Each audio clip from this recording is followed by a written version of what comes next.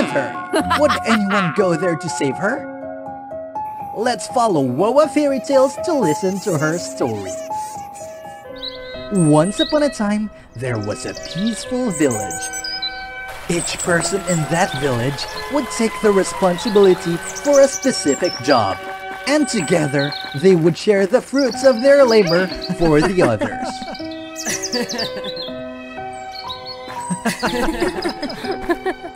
Although life is difficult, they were all happy and smiled all the time. And those smiles were the thing that the witch who lived nearby really desired. They were the important ingredient for the potion that she was cooking in order to regain her youth. She suddenly came up with a plan to steal those smiles. She created a girl by her magic.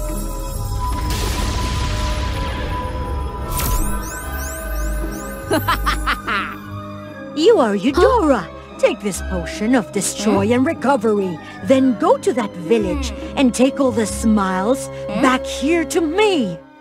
Eudora pretended to be a girl in trouble along the road for the people to see and help her. She said that she had lost all of her family and she had nowhere else to go. Feeling pity for the girl, they decided to keep her there. After being able to enter the village, Eudora immediately put her plan into action. She made all the plants of the gardener withered in just a night.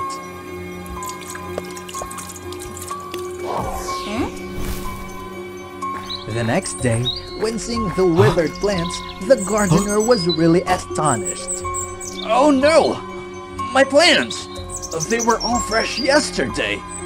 But why? Oh no! Are those plants for the winter? Now I don't know what to do to save them. Maybe I have to plant them all again. The winter is about to come. The little plants won't grow in time. Or, I have a way. My hair can help you, but you need to exchange a thing. What thing? It's your smile. So that means that I will never be able to smile again?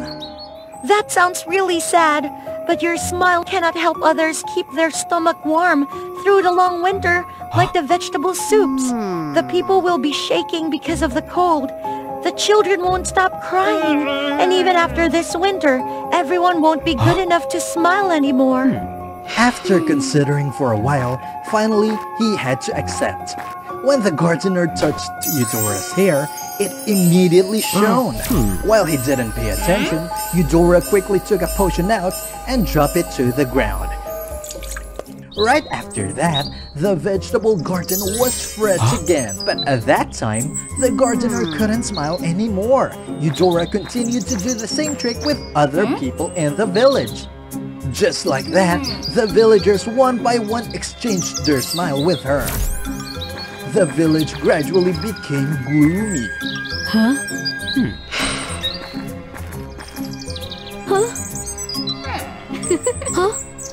Suddenly, Eudora heard the smile of a kid. There's still a kid left. That's not a problem. Just take her smile and quickly leave here. Do you want this beautiful flower band? I want, but I don't want to exchange my smile. Why do you say that? My parents exchanged their smiles for the things they need, so even when I'm obedient now, they won't smile to me anymore. I was so sad. If I also cannot smile to them, then they will be sad like me. The things that the girl said gave Eudora a really strange feeling. Finally, Eudora decided to help the girl make a flower band without asking her to exchange anything. And the gardener saw all the things that happened between Eudora and the girl. He decided to discover why Eudora wanted to take the smile of the villagers away. Eudora brought back the smiles that she had taken for the witch. But when she cut a chunk of Eudora's hair, it immediately disappeared. Suddenly, the witch tied her up. What do you want? Your hair cannot be cut, so I have the only way is to use you as the ingredient to cook the potion. I did everything for you, and now you still want to harm me? You are so cruel. You are just an emotionless puppet which I created. You have no rights to complain about what I want to do. Then she intended to throw her into the boiling pot. After witnessing the whole story, the gardener immediately rushed there to stop her. But he was no match for her. With his power, he could never fight against her.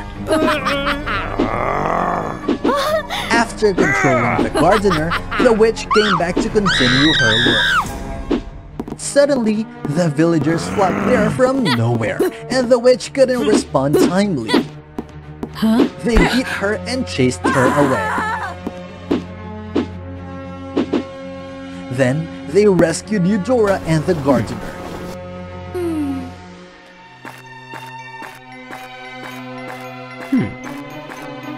It turned out that earlier, the gardener used some corn to put into the bag, which had a hole in it. Then, he wore the bag, making the corn drop out to mark his way. At the dinner, traditionally, everyone would gather together, but today, they couldn't see the gardener. The party would not be able to start without him, so they decided to go find him. While seeing the corn seeds on the ground, they guessed that he was having some problems, so they decided to follow the tracks. That made them stop the witch timely and save both of them. Why did you help me when I deceived all of you before? I listened to the story between you and the girl, and I guessed that you were not a bad person. You had just been taken advantage of by that witch. Then, Eudora gave the smiles back to everyone.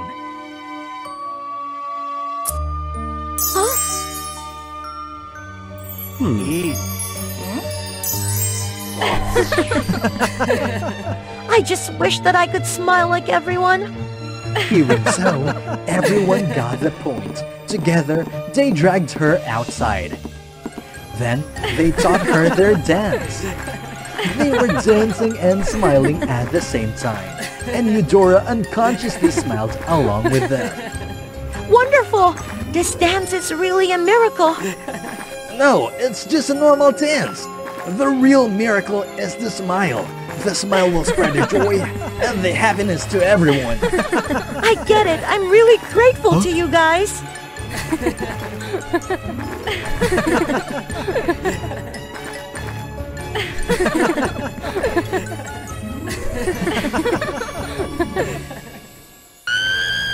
Once upon a time, there was a spider queen, and this is the tale of her life. But first, follow the WOA Fairy Tales channel. Don't interrupt the story, okay? The spider queen, Charlotte, lived in seclusion within the forest, as everyone feared her eerie presence. In reality, Charlotte was very kind-hearted. She used her abilities to protect the forest. Despite her kindness, Charlotte believed herself to be terrifying.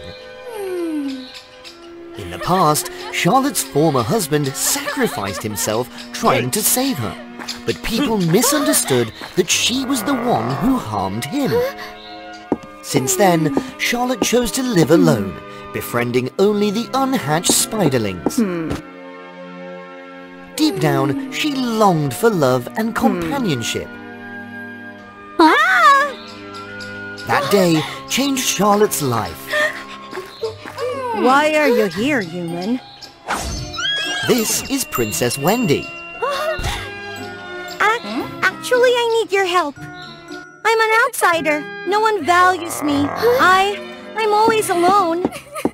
I have to win the fabric weaving contest for the princesses, so the royal family won't abandon me. But my weaving skills are poor, so you want me to do it for you? The answer is no. If I win, I can convince the people that you're not scary, and if they see your talent, they'll trust us. Charlotte didn't want to see herself and her spiderlings lonely anymore. Charlotte also empathized with the prince's situation. Wendy went all out to protect Charlotte, and it had been a long time since the Spider Queen received such respect when they returned to the castle. That night, she diligently wove a beautiful gown for Wendy to use in the contest. It's marvelous! Truly breathtaking! Thank you? Her efforts were rewarded. The gown she sewed for Wendy was indeed the most beautiful gown. And Wendy easily won the first round of the competition. The dress is stunning. I had no idea the princess was so amazing. People like my dress? It's truly that wonderful? Wendy was really glad after coming back from the contest. I knew you were right! Unbeknownst to them, Anna, a competitor, plotted revenge against Wendy. Little did the villains know that Charlotte was with the princess. And they were quickly defeated. Charlotte, if you didn't, Don't. You're my friend. I'll do everything to protect you. I'm not... Though Wendy behaved strangely, Charlotte couldn't investigate further, as she had to prepare for the next round of the contest. In the following round, the princesses had to weave a giant fabric kite across a deep abyss. In the end, only Princess Wendy and her rival Anna remained. And of course, the kite woven by Charlotte brought victory to Wendy. Wendy! Wendy! Wendy! Wendy! Wendy! Wendy! Spider Queen Charlotte felt as if she was being cheered for. I can't lose. You'll pay for this. Wendy, thanks to you, I discovered my own talent, and you became my friend. I truly appreciate it, after all these years. I'm not the person you think I am. The princess left again, just like before, but this time Charlotte couldn't ignore her friend. And she discovered the secret that Wendy had been hiding. The princess wasn't abandoned at all. Wendy was actually quite playful and loved parties. Out of vanity, she had bet that she would win the contest. Wendy seemed hesitant, but... So you deceived me? Just to satisfy your selfish vanity?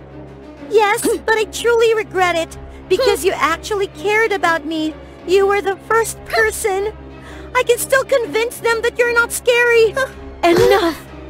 Thinking she would be loved, the Spider Queen was deceived by her own friend.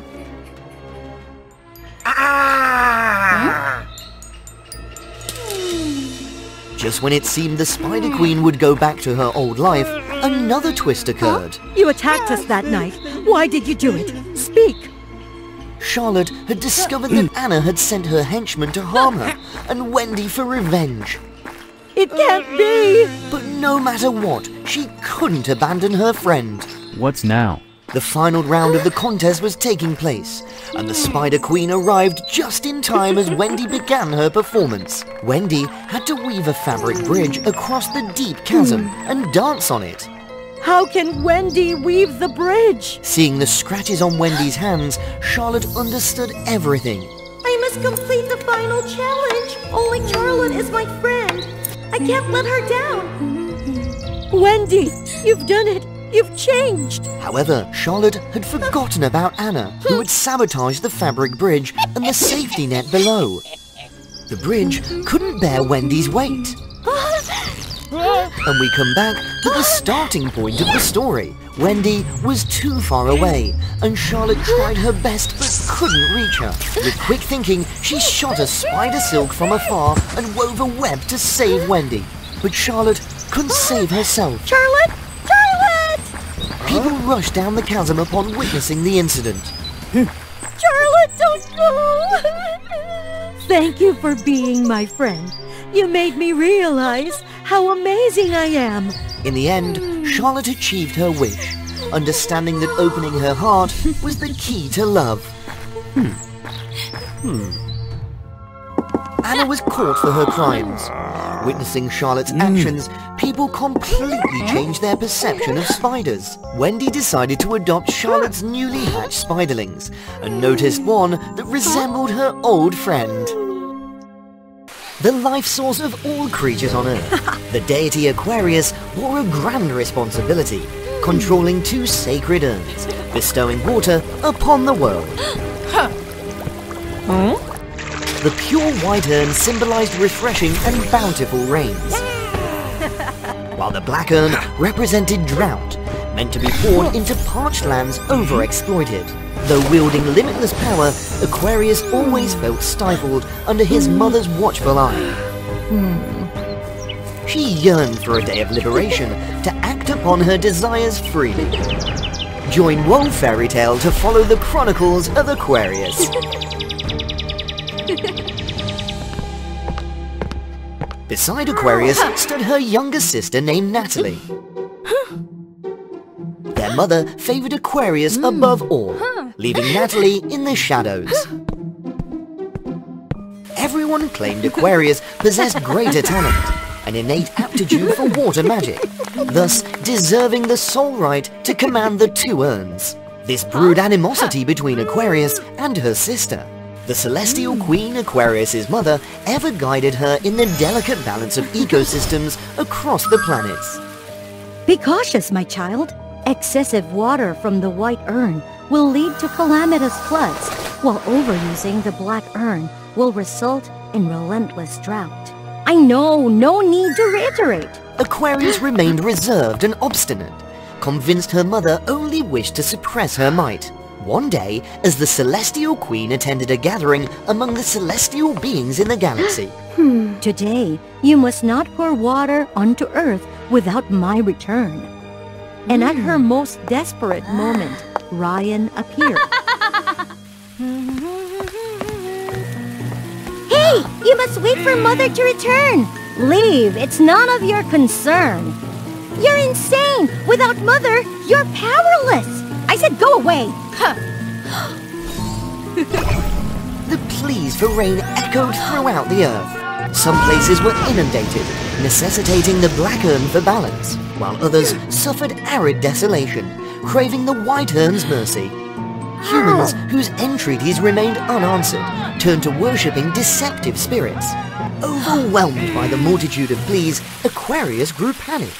In a moment of haste, she accidentally emptied both urns, creating a severe imbalance on Earth. Half the land's desiccated, succumbing to relentless drought, while the other half luckily remained fertile.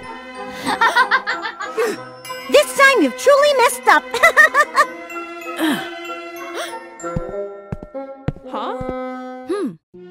This is too much. You are truly irresponsible. Hand me the 2 urns. The Celestial Queen enchanted the 2 urns, rendering them unusable for Aquarius until she proved her worth once more. Aquarius lost all her powers and was banished in disgrace. Upon awakening, she found herself on Earth. However, when attempting to summon rain, Aquarius found her white urn utterly dry. How maddening! It's because my mother held back my powers, rather than letting me wield these urns freely. They forever rely on the gods. Once revered, Aquarius now languished as a forsaken entity, falling into a path of transgressions. She became the sovereign of the celestial realm in the fertile land. Considering themselves superior and viewing the people in the arid land as slaves. But Aquarius paid no heed. Daily, she reveled in never-ending night feasts, carefree and thoughtless. One day, everything had changed. Mom, I'm so hungry. Please, could you give me something to eat? Out of my way! Their eyes locked, and an illusion emerged.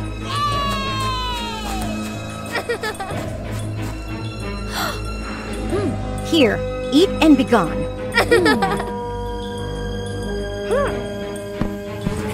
The next day, she encountered the same boy. Please help us. This boy is critically dehydrated. I led him to find water, but he collapsed midway, unconscious. For reasons unknown, Aquarius could not forsake the boy. She strained her ears to listen to the sound of water flowing beneath the earth. Aquarius and Iris together dug into the soil, uncovering an underground spring and successfully rescuing the boy. Subsequently, they led her to meet the afflicted people due to drought. Has it worsened to such an extent? Please help them too. They are blameless, yet they bear the burden of their own misdeeds. Very well, I shall aid them. She investigated the link between the two desolate and fertile lands, realizing that creating an enormous canal could transfer water from the fertile to the arid. Aquarius, alongside Iris, rallied the villagers to collaborate. With each passing day, Aquarius grasped that happiness sprang from giving and diffusing love to others. After tireless exertions, Aquarius and the villagers succeeded in bringing water. However, all was obliterated in an instant. Ah! Change back, you monstrous thing!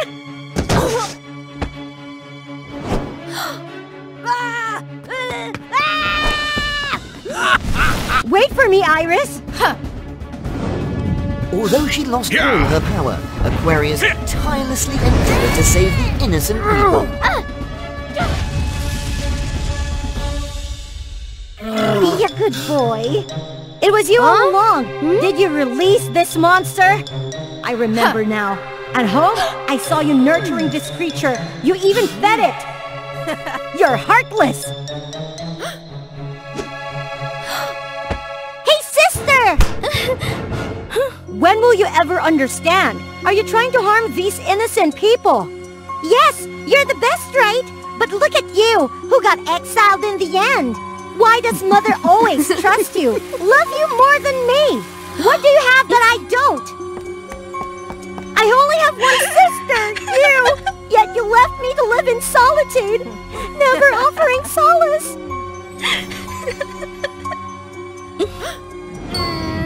You're unworthy! I will replace you as the water bearer! Hand me the 2 urns now! Otherwise, my creature will annihilate everything!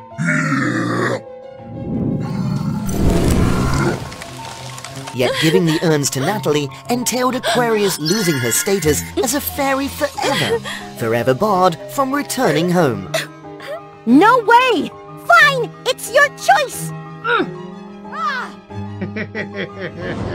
In her anxiety, Aquarius glanced at the faces of the innocent people and reminisced about her moments with Iris.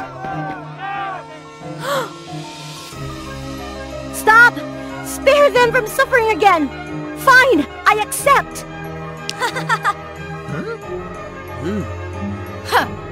The moment Aquarius sacrificed and handed over the 2 enchanted urns to Natalie was the moment she proved her transformation. Balance was restored to her, and Aquarius regained her power to control water. Yes, you are the greatest! Why can't you ever understand, sister? Why are you still willing to harm these innocent people? I will never forgive you, Natalie. Fool! Even her own sister, Aquarius couldn't comprehend. That's enough.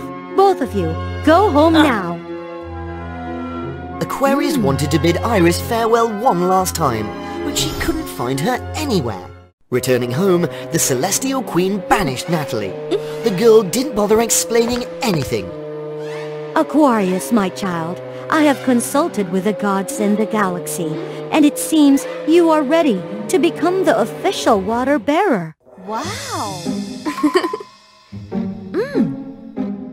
Since then, Aquarius became a constellation in the universe and could live in the Zodiac region, actively performing her role as the water bearer of the world. People born under this constellation would possess wisdom, confidence, and strength. One day, while visiting Earth, Aquarius found Iris's lost necklace. When she wore it, she was shocked to find herself transformed into Iris. Now, everything became clear.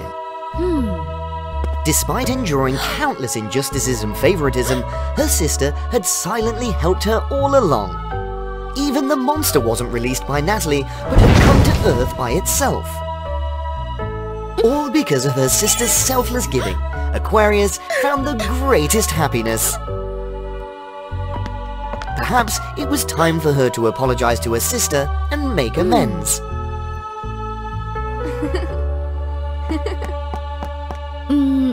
The night fell. The shimmering lights reflected on the surface of the pond created an atmosphere of mystery and beauty. For generations, the Swan tribe had mastered the art of ballet.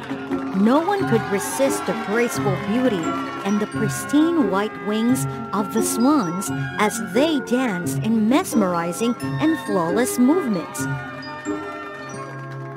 Princess Chloe, the unique daughter of the king, was entrusted with the important task of inheriting the golden throne of the Swan tribe.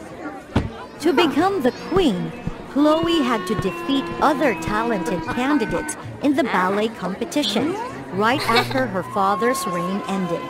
Anyone could participate in the competition, but Chloe's royal family always won the first prize, never losing the throne to anyone else. Her father had high expectations for her, but unfortunately, Chloe was a playful, lazy, and often gave up easily. Subscribe to WOA Fairy Tales to follow the story. Since she was young, Chloe had heard about the extraordinary power of the Swan tribe. They had the ability to control magic when they danced, and the legendary dance of her family contained immense power. To achieve that, Chloe had to practice tirelessly every day, but the legendary dance was too difficult for her.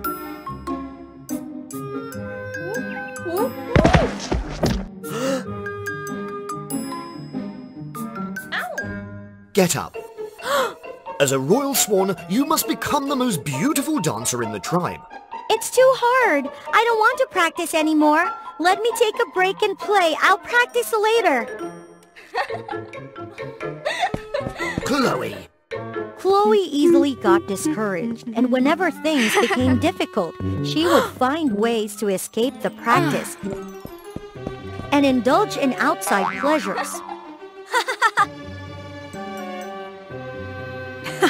Chloe's ballet teacher was her cousin Hudson. The king promised that if Chloe became queen, Hudson would be in charge of directing the Swan tribe's nightly performances. However, as the competition approached, Chloe still couldn't perform the legendary dance.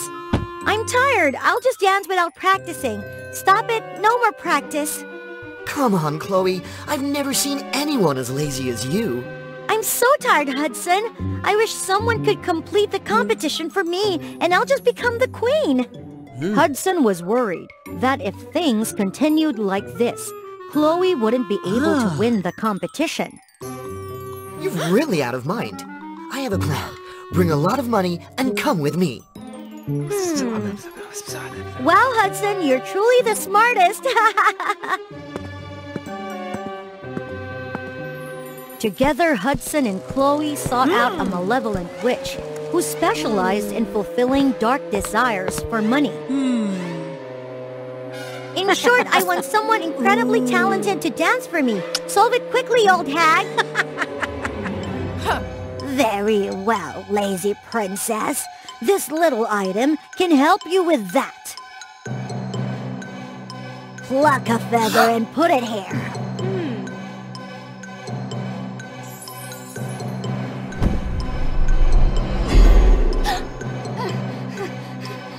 After a while, the liquid transformed into a replica of Chloe, looking exactly like her, but with dark-colored wings and attire.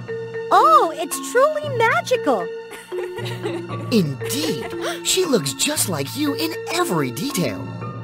No, she's not. She has dark attire and wings. What? Look again. Listen, I've taken your confident and talented self and created Night Swan from it. Only you can see her dark colors. Through dark magic, in the eyes of everyone else, she still has the same pristine white feathers as you.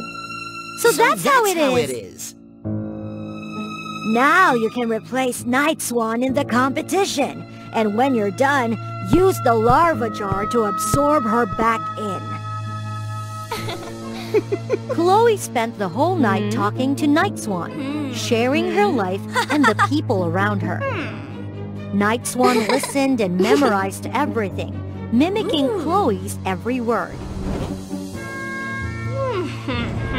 The next day, Chloe secretly observed Night Swan. Under her father's watchful eyes, Night Swan performed a dance full of enchantment and mystery. Chloe's father couldn't hide his admiration and gave her a round of applause, something Chloe had never received before. You dance beautifully, Chloe. I'm very proud of you. Not only did she please Chloe's father, but she also earned the admiration of the entire Swan tribe. She was truly a priceless treasure of the royal family, something Chloe could never achieve. Chloe felt joyful and happy. Even the lazy ones have their own ways to succeed, don't they? Chloe spent her days playing, while Night Swan stayed behind to train with Hudson for the exquisite legendary dance. On the day of the competition, Chloe hid in a secluded corner and eagerly watched Night Swan perform. Her dance was extraordinary, delicate as the morning dew and enchanting.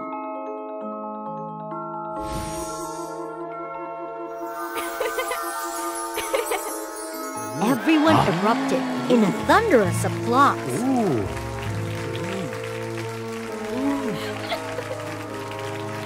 Let's welcome our new Swan Queen, Chloe.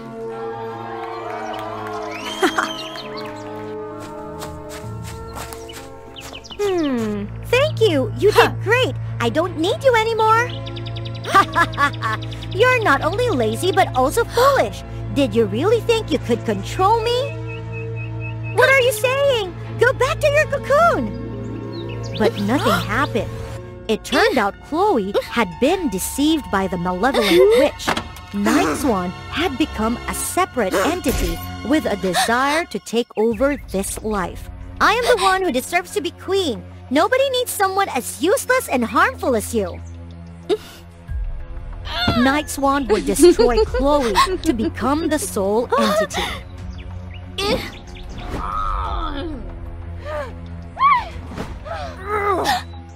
Give up, princess! Surrender your body to me! Never!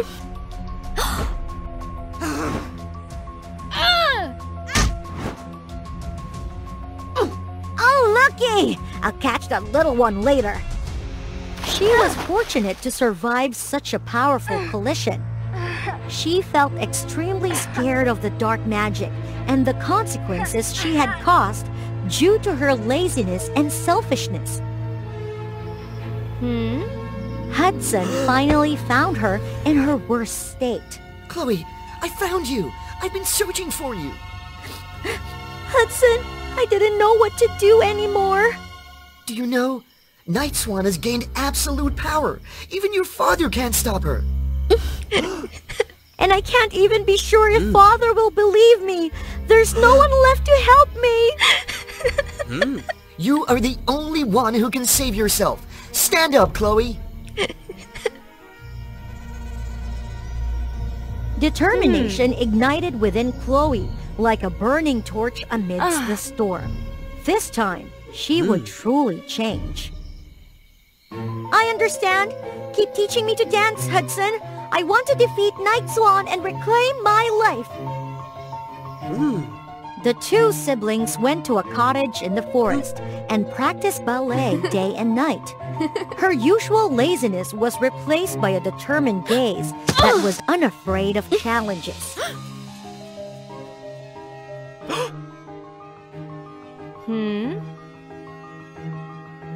After 3 months of training, Chloe finally succeeded in performing the legendary dance and unlocking the extraordinary power of the swan.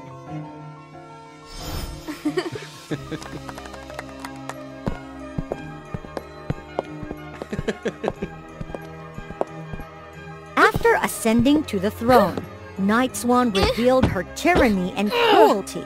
She wanted to conquer other kingdoms as well.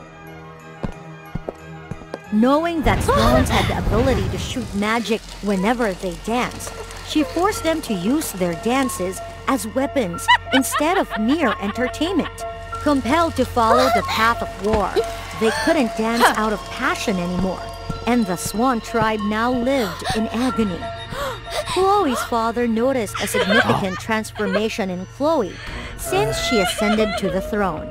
She grew distant and authoritarian, only wishing to issue commands and have everyone obediently follow her will. Despite his repeated attempts to advise her, she remained indifferent, believing herself to be the rightful ruler who needed to answer to no one. Her father felt deep sorrow and longing for the girl she once was, lazy yet kind-hearted, always caring for her people and family. Chloe returned, surprising the entire tribe. They couldn't comprehend how there were two identical figures before them. I am the true princess. Release my people at once. You are an imposter. I shall personally vanquish you. Melodic tunes filled the air as Chloe gracefully danced, moving with a gentle and ethereal elegance.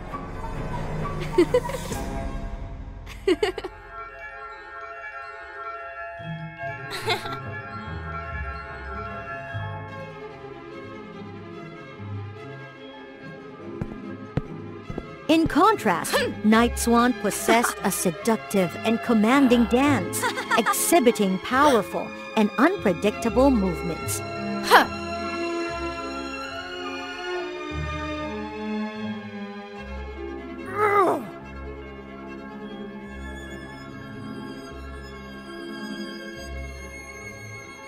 With a swift gesture, Night Swan unleashed a tremendous surge of energy towards Chloe. Chloe retaliated with a radiant beam of light. Yeah. She exerted all her strength, pulling Chloe closer, seeking to merge with her. Chloe found herself completely overpowered, unable to break free.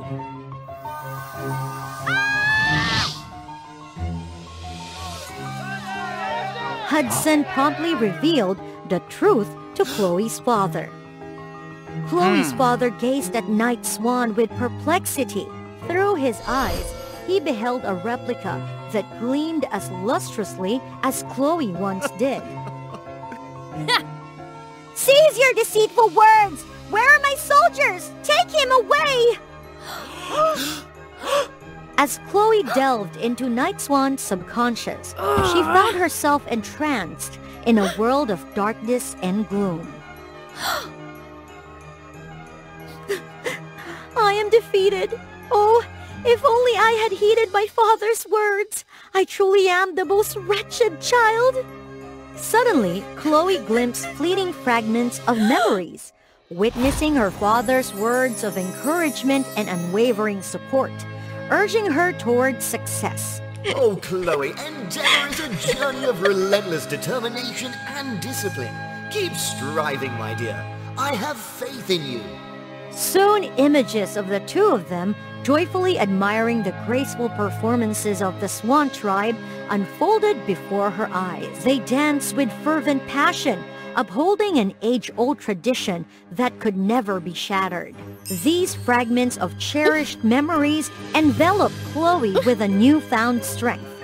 Determined, Chloe set out to find anything that could aid her escape from this predicament. She traversed the endless expanse of nothingness until at last she discovered a strand of radiant white swan feather.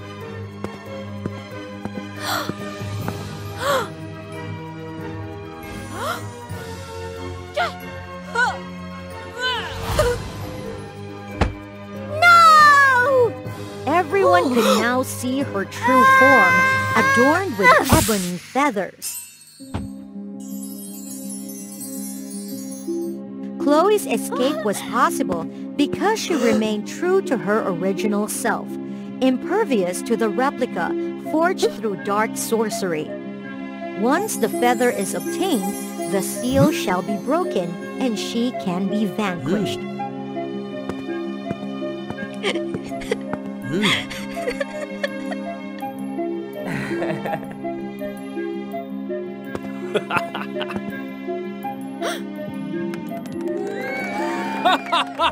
Chloe came to realize that maturity entailed not only accepting responsibility, but also dedicating oneself to relentless self-improvement in order to achieve success. The angels possess magical feathers, the most important ingredient to create the dust of dreams. With just the dust of dreams, humans can attain anything they desire.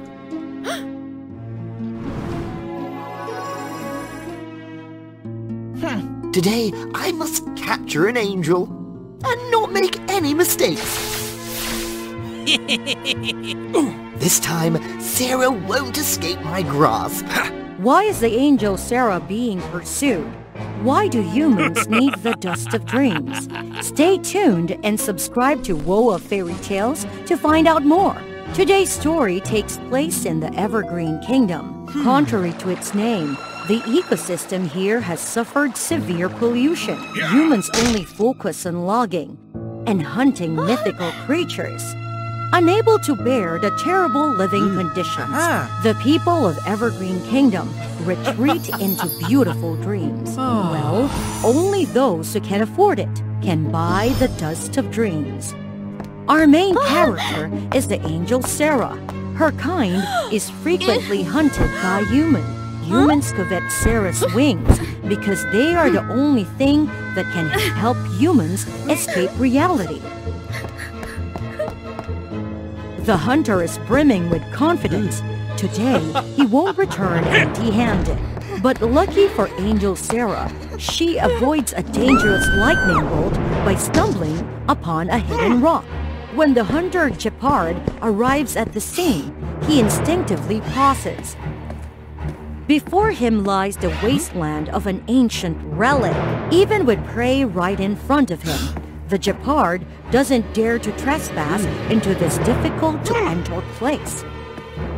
The wasteland of the ancient relic used to be a lush, fertile land where humans, angels, and mythical creatures lived peacefully.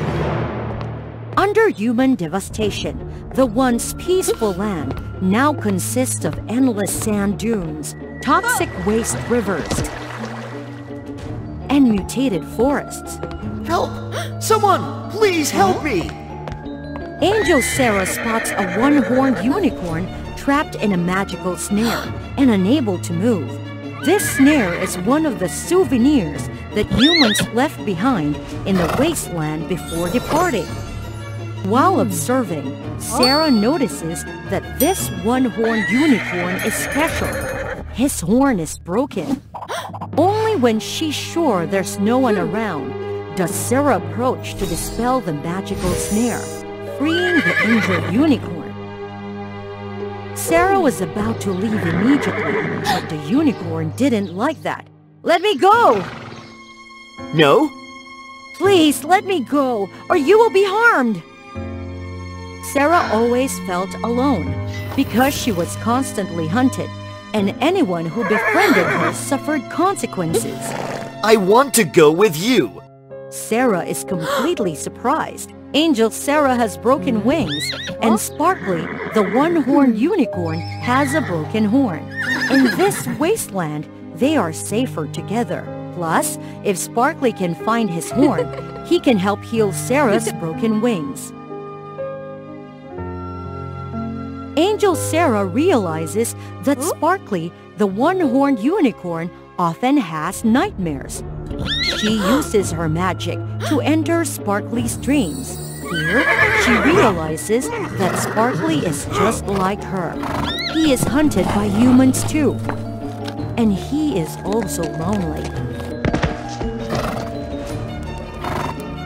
Understanding Sparkly's plight, Sarah embraces him and dispels his nightmares. For the first time in a long while, both Sarah and Sparkly have a peaceful sleep, but unfortunately... Today's my lucky day! The hunter Jeopard has caught up to the two of them. This time, he has brought a magical binding rope and quickly captures Sarah and Sparkly. Suddenly, there's a strange noise in the forest. Behind the trees, pairs of eyes are watching the hunter. Suddenly, some monsters appear. They overpower Jeopard, rescuing Sarah and Sparkly. When Sarah and Sparkly wake up, they find themselves on a strange island. The monsters are approaching, making Sarah and Sparkly fear for being harmed. It turns out these monsters are one-eyed octopus, peacock, and green snakes.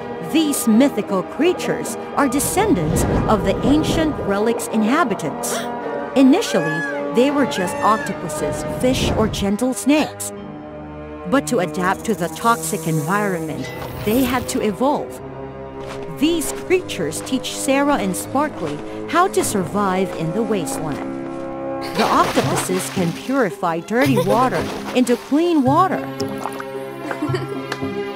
The peacock can use their tails as air purifiers. The green snakes can turn venom into sweet nectar for nutrition. While Sarah and Sparkly are enjoying getting to know their new friends, the hunter Jeopard are facing hardships. He had run out of water. If you can't catch the angel, don't bother coming back! Will Jeopard the hunter survive this crisis? Sometimes villains get lucky. Jeopard is rescued by a stranger. This person is Azor, a hunter specialized in the wasteland. Azor is the one who took Sparkly the one-horned unicorn's horn. Fate brings them together, and the two hunters decide to cooperate. The two hunters, Jeopard and Azor, quickly find Sarah, Sparkly, and the group of friends. They launch a surprise attack, leaving everyone defenseless. Sparkly saves Sarah, but is quickly recaptured. Sarah and her three animal friends are forced to flee.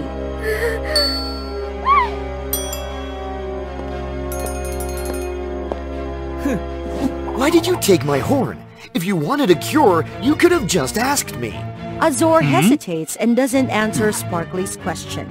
While Sarah and her three animal friends run away, they accidentally stumble upon an ancient relic.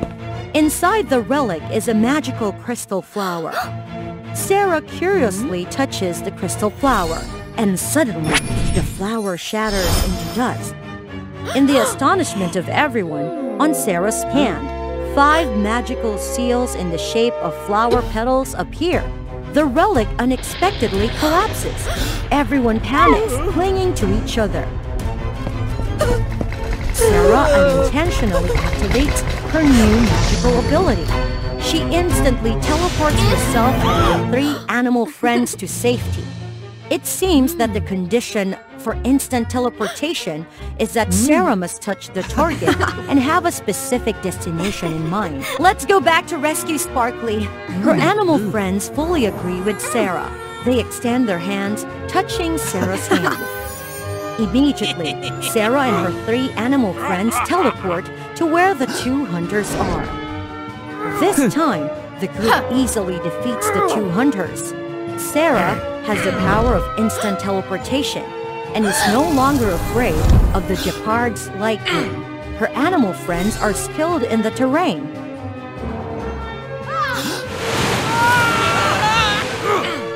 quickly overpowering the two hunters and Azor and Gepard.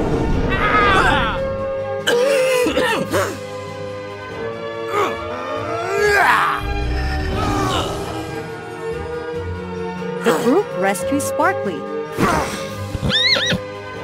and regains his horn. Sarah places the horn in Sparkly, and it heals as if it was never broken.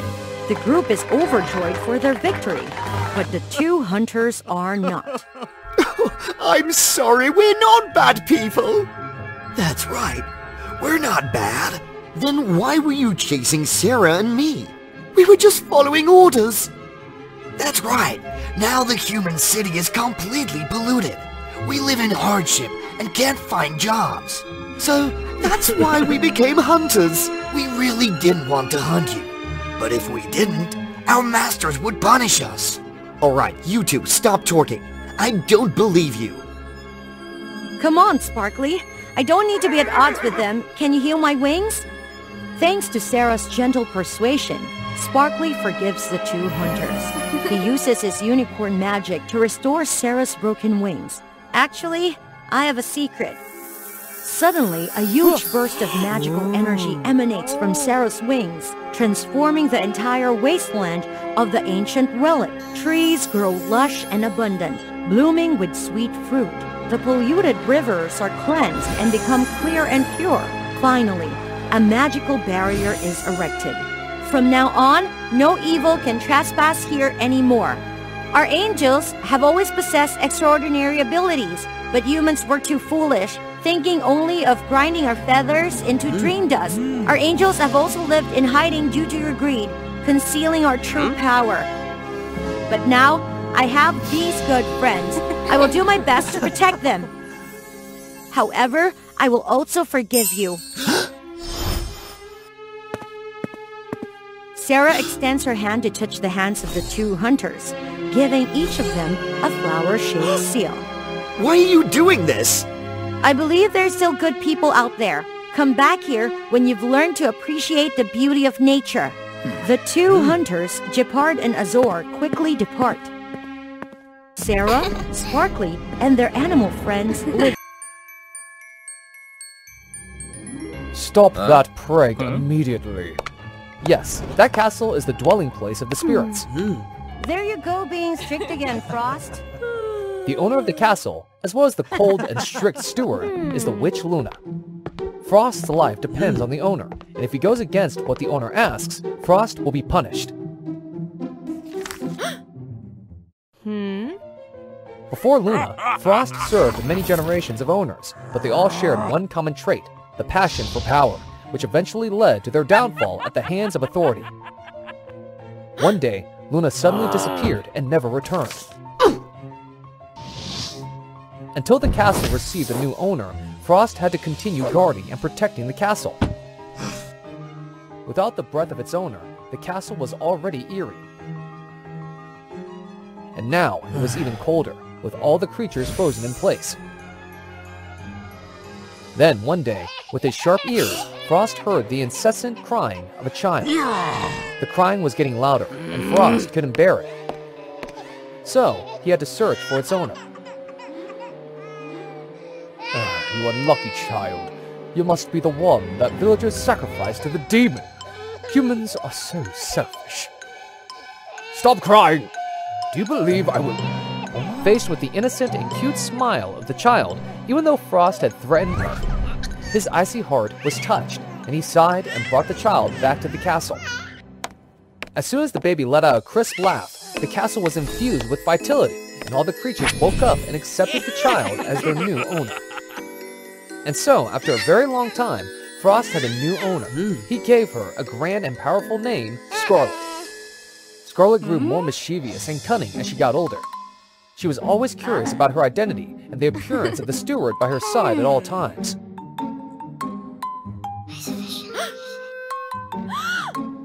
No, you can't do that. If Mr. Frost finds out, he won't let it go. Frost again. It's all right, I assure you. Assure me of what, Miss Scarlet? I assure you that today I will read my books diligently without playing or fooling around. Despite being very caring and protective towards Scarlet, Frost did not agree to let her have her freedom. Give up that plan, miss. You can't escape from here.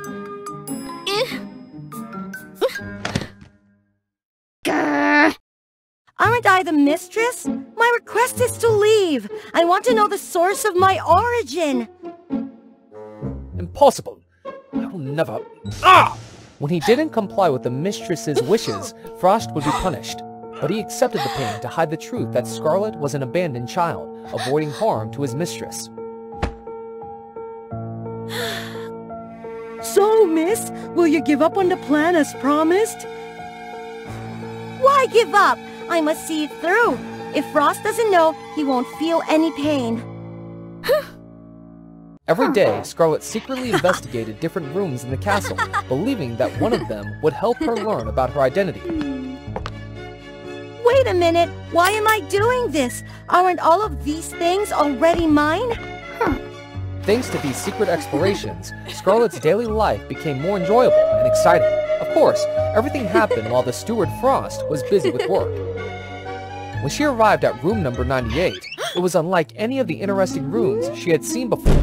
This room was covered in layers of dust, dampness, and a gloomy, dark atmosphere. The only light came from an antique lamp next to an old lady carefully mending an old carriage frame. The old lady was so absorbed that she didn't notice a group of suits closing in on her. Stop! Quick, go! You're a kind girl. What do you want to ask me? I'm a witch who can answer any question in the world. Scarlet was excited to ask about her own background. The sound of the bell ringing indicated that Frost had returned. Anyway, it's still here. I'll come back tomorrow. The next day, when Frost was busy with work, Scarlet hurriedly went to look for room number 98.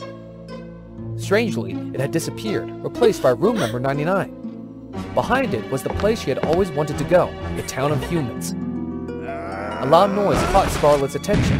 A human girl was in a heated battle with a monster. The fight was extremely tense. The girl was at a disadvantage. Seeing this, Scarlet didn't hesitate and rushed to help.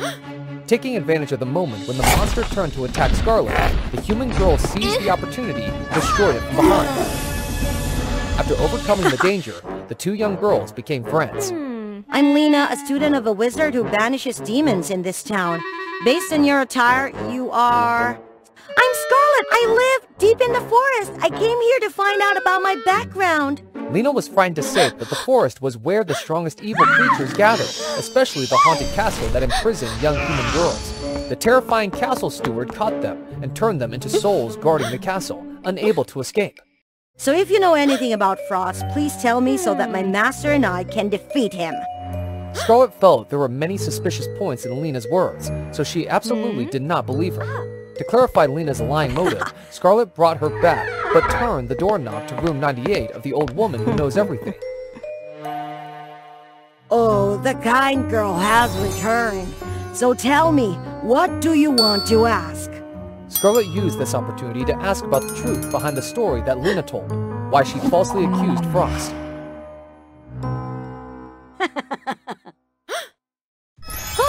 The story goes that the witch Luna, the former owner of the castle, had a sister named Lena.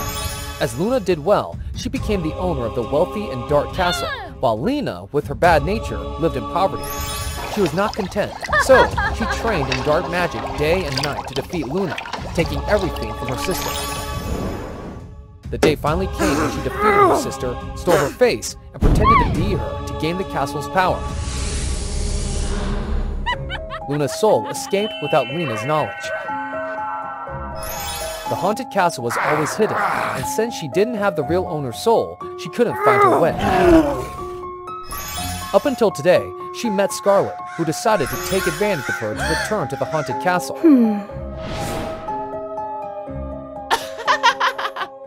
As the story concluded, the old lady vanished.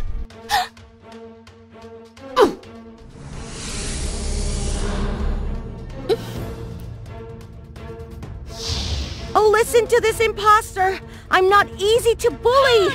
It was the castle owner's bell, and Scarlet used to set traps and catch Lena. Lena launched an attack on Scarlet, but luckily, the necklace she wore protected her life. Now let's see who will become the owner of the castle. Frost was about to rush to protect Miss Scarlet when she saw the intruder's face. Frost, it's me. Luna? Scarlet told Frost the story she knew in full. But she really smells like Luna. Right! I'm the master of all of you. Come back to me quickly. Hey! Remember this? I'm the master of all of you now, got it? Both owners became angry and turned to Frost, the most worthy servant. If I recall correctly, if you don't obey the master's orders, you will be punished. Isn't that right, Frost? Quick! Destroy her now! Since Luna, Frost's former owner, also existed within Lena's body, disobeying her caused Frost unbelievable physical and mental pain. Stop it right now! Frost is not an object for you to abuse and manipulate like that! Do I like to do that? What can you do? Can you even set him free? Are you crazy? Don't you want supreme power anymore? The owner of this castle has the ability to release her servant, but it has never been done before because it would weaken their ultimate power, which they want to maintain.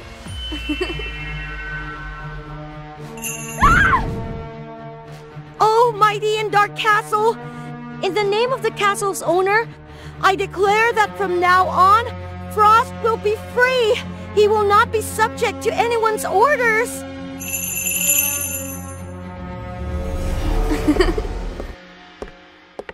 Don't you need power? Of course I do! Everyone is greedy, but your safety is more important! That's what we hoped for! Oh, I almost forgot! Congratulations, Prince Frost! The final curse has been lifted! As the beam of light created by the fairy swept through, it breathed life into the castle. Even the souls transformed into living beings. From weariness and gloominess, the castle suddenly lit up with a miraculous glow. What's more, Scarlet gained Luna's memories. It turned out that Luna's soul had merged with Scarlet's because she used to wear a necklace that concealed the truth.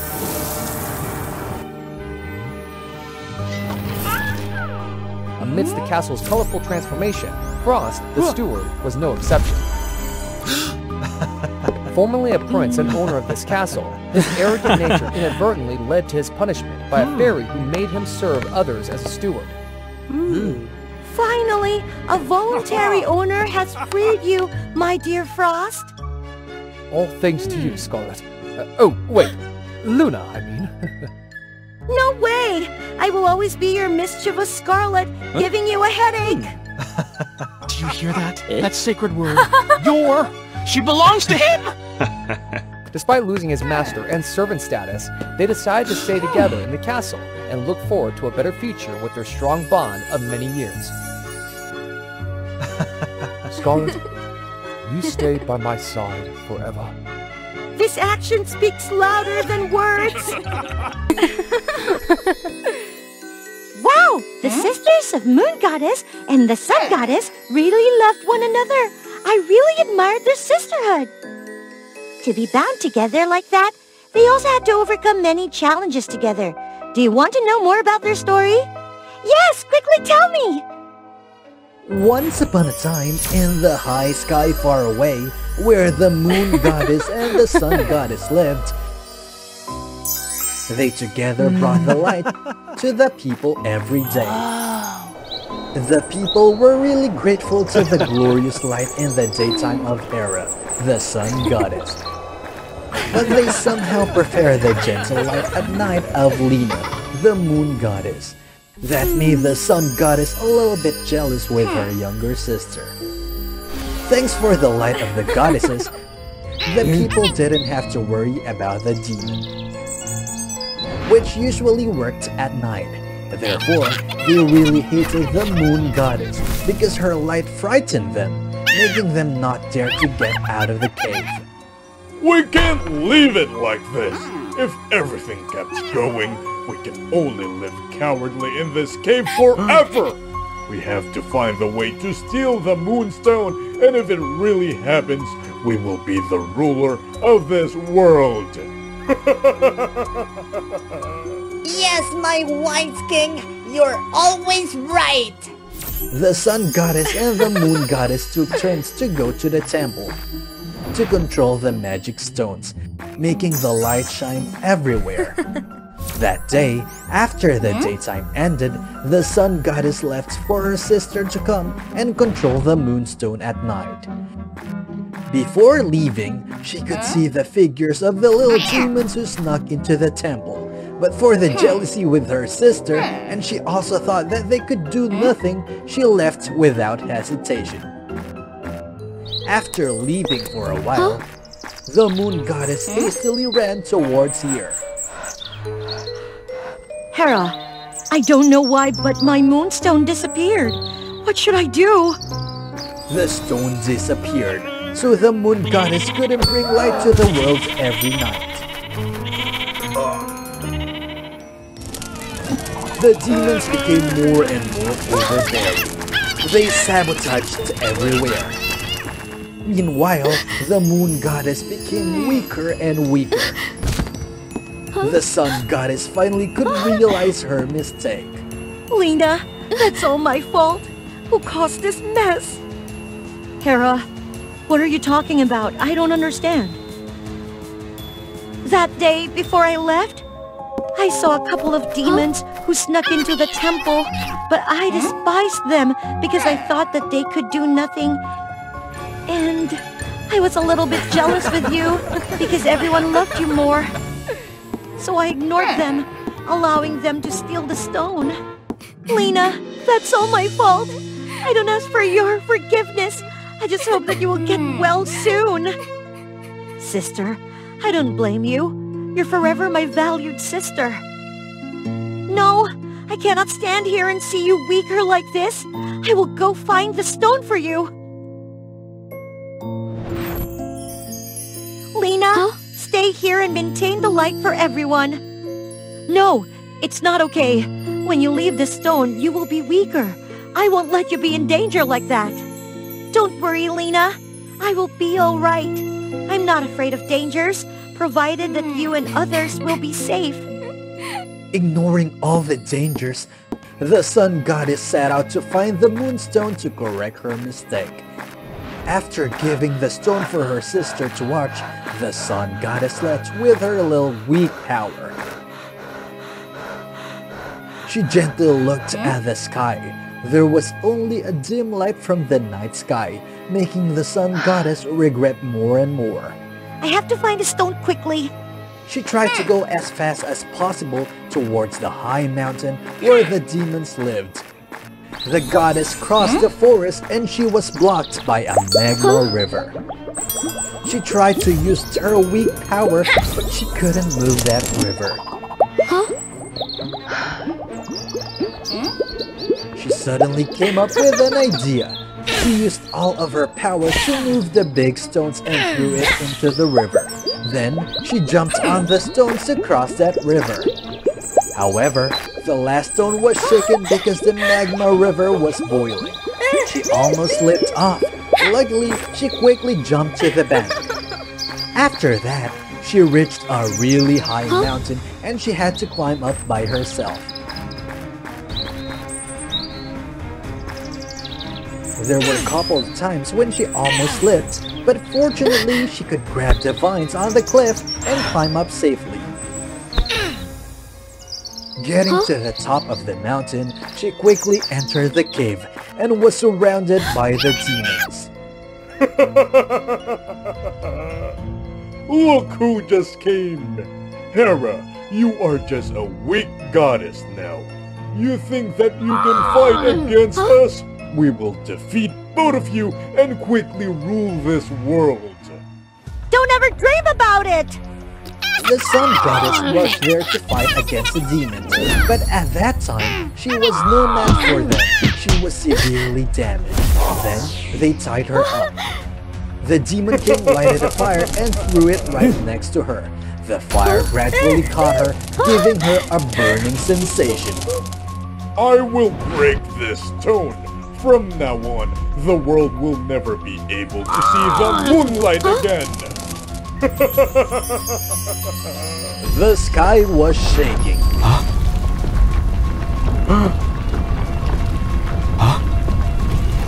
The sun goddess screamed in pain. Suddenly, there was a light that surrounded her, giving her the power to escape from the tide and rush towards the stone, and she could catch it.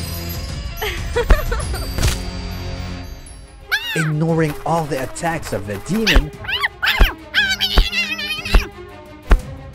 she held the stone so tight, but she was still knocked out far away.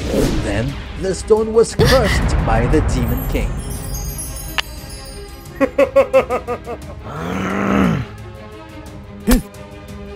At that moment, the Moon Goddess was also exhausted due to the crush of the stone. But feeling that her sister was in danger, she still used her last power to throw the Sunstone towards her sister. Sitting beside the broken stone and thinking about her weak sister,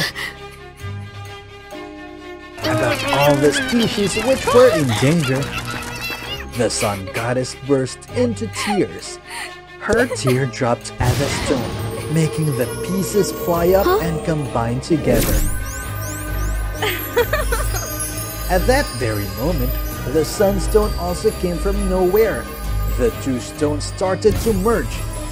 A light covered the Sun Goddess and the power came back to her. Immediately, an aura also covered the whole space. The Moon Goddess appeared right next to her sister. The two goddesses together performed the last attack, knocking the Demon King and the demons out far away,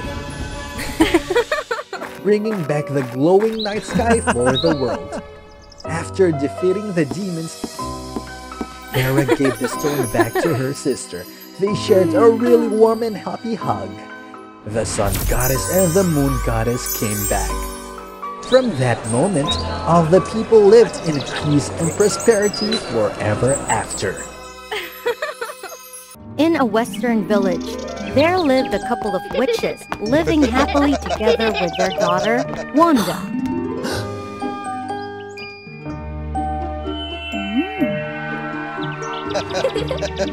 It was thought that the secret of their identity would be hidden forever. But from the east, the fierce demons suddenly came to riot.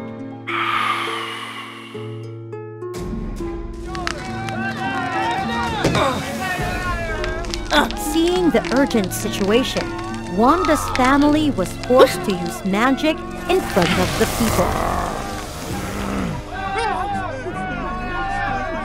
However, in order to protect everyone, Wanda's parents willingly accepted to use all their strength, trying to block the strongest magic attack from the Demon King's magic stone.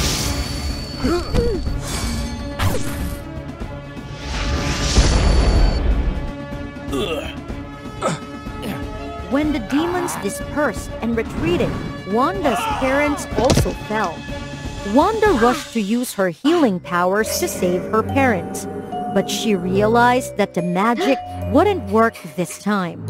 Wanda, don't blame yourself. No matter how strong your healing magic is, it can't undo the Demon King's strongest spell. So... We may not be able to survive, but I hope you will always smile and do good deeds without asking for anything in return. After giving their last words to Wanda, her parents passed away. Wanda suffered, and suddenly she spread a strange power around the village. Seeing that the demons were gone, the people also flocked to Wanda to chase her away. It's all because your family is a witch, so you attracted those demons to invade our village. That's right, go away! Because her body was still weak after the battle, and no one would listen to her, Wanda accepted to leave.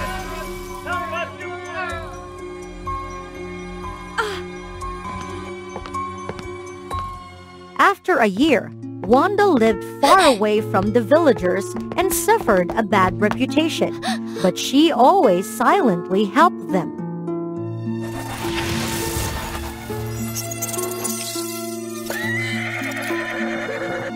However, as Wanda was happily helping people, she suddenly heard a noise behind her. As it turned out, it was a friend of the knights Wanda had just saved, named Vic. Returning a few hours ago, while his friends were dehydrated from fatigue,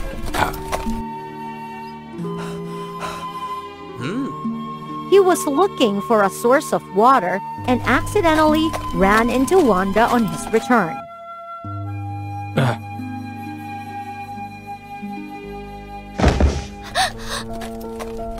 Sorry, but are you a witch? Oh no, he saw me saving them. If I let him know that I live by, the people will know and chase me away. I have to hide first. Thinking about it, Wanda rushed to escape, but Vic also quickly chased after her. Of course, Vic's speed still couldn't match Wanda's, so he was gradually left behind and accidentally fell into a bottomless swamp. Oh no! Help me! Hearing the cry for help, Wanda couldn't leave them, so she went back to save the poor people.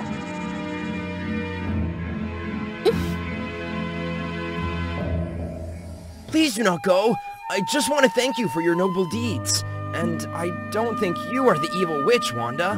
How do you know I'm Wanda? Because when I came back to the village to visit my hometown, I heard a story about an evil Wanda witch's family living near the forest that attracted demons a year ago, but they were chased away.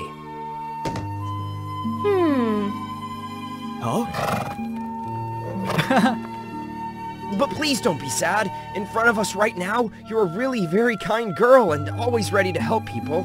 So I'm sure you're not as bad as people say. Wanda saw that Vic was not a bad person, and he even enthusiastically started a conversation with her. Wanda was sad and told Vic the whole incident that year. After hearing, Vic offered to help Wanda return to the village to clear things up. But what if people don't want to hear me and accept me? I'll help you. Moreover, you are very kind and benevolent.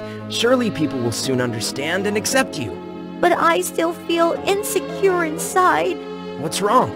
You don't believe I'll help you? If I lie, you can punish me with magic at any time. Well then, I'll try to bet on going back to the village this time with you. When they returned and explained everything to their knight friends, Wanda and Vic decided to return to the village with them. At first, the villagers who saw Vic and the knights welcomed them with great joy, especially the village chief, Vic's father. However, when Vic told them that Wanda was a good witch and that her family had helped everyone a lot, they all denied it. Vic, you have been enchanted by her. How can a witch be kind and bring good things? But... Everyone, let's chase her away! Not believing Vic and Wanda's explanation, the village chief and the villagers began to chase her away. But an incident happened when the fire in the hand of a villager accidentally burned a nearby house. This caused the roof of that house to almost fall over a child. But thanks to Wanda's agility and magic, the child was safe. Not only that, Wanda also healed the child's wound right in front of everyone. That made the people very surprised, confused, and rethink about Wanda. Father and the people have seen that. Wanda is always ready to help people, despite being shunned by everyone. I ask everyone to give Wanda a chance to prove herself. Finally, being moved by the hearts of Vic and Wanda, the people also agreed.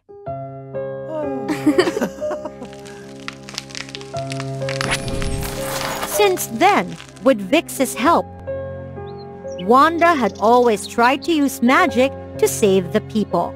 Gradually, Wanda gained the trust of everyone and grew feelings more and more with Vic.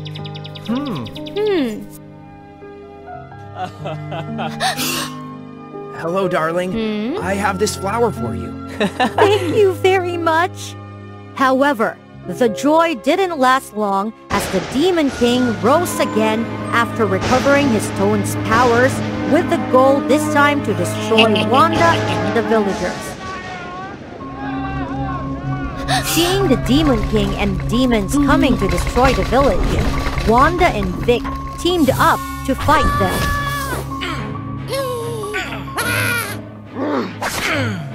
However, no matter how much Wanda tried to fight, her strength was still limited and she couldn't confront the Demon King directly. So in the end, she was defeated. In order not to want anyone to support Wanda anymore, the Demon King pushed Vic away. However, Vic realized that the stone in front of the Demon King's chest was the source of all his magic. Before letting the Demon King defeat Wanda, Vic tried to control him. You idiot! Get off me! Otherwise I will not spare your life.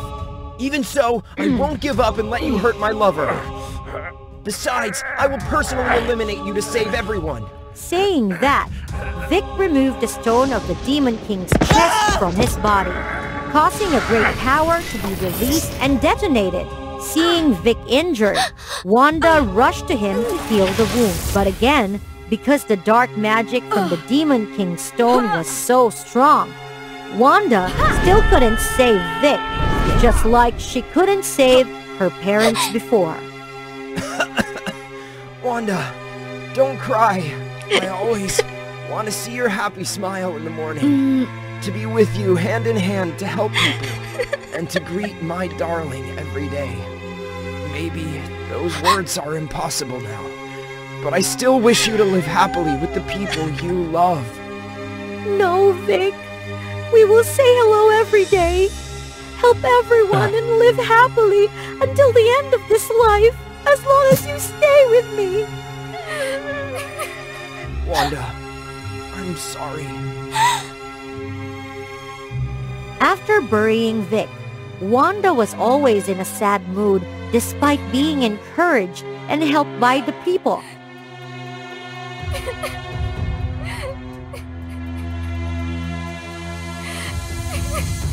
And this time, when Wanda's distressed mood reached its peak, she inadvertently released a strange source of power throughout the village again.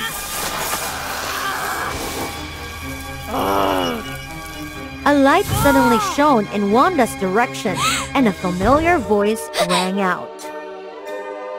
Hello, darling!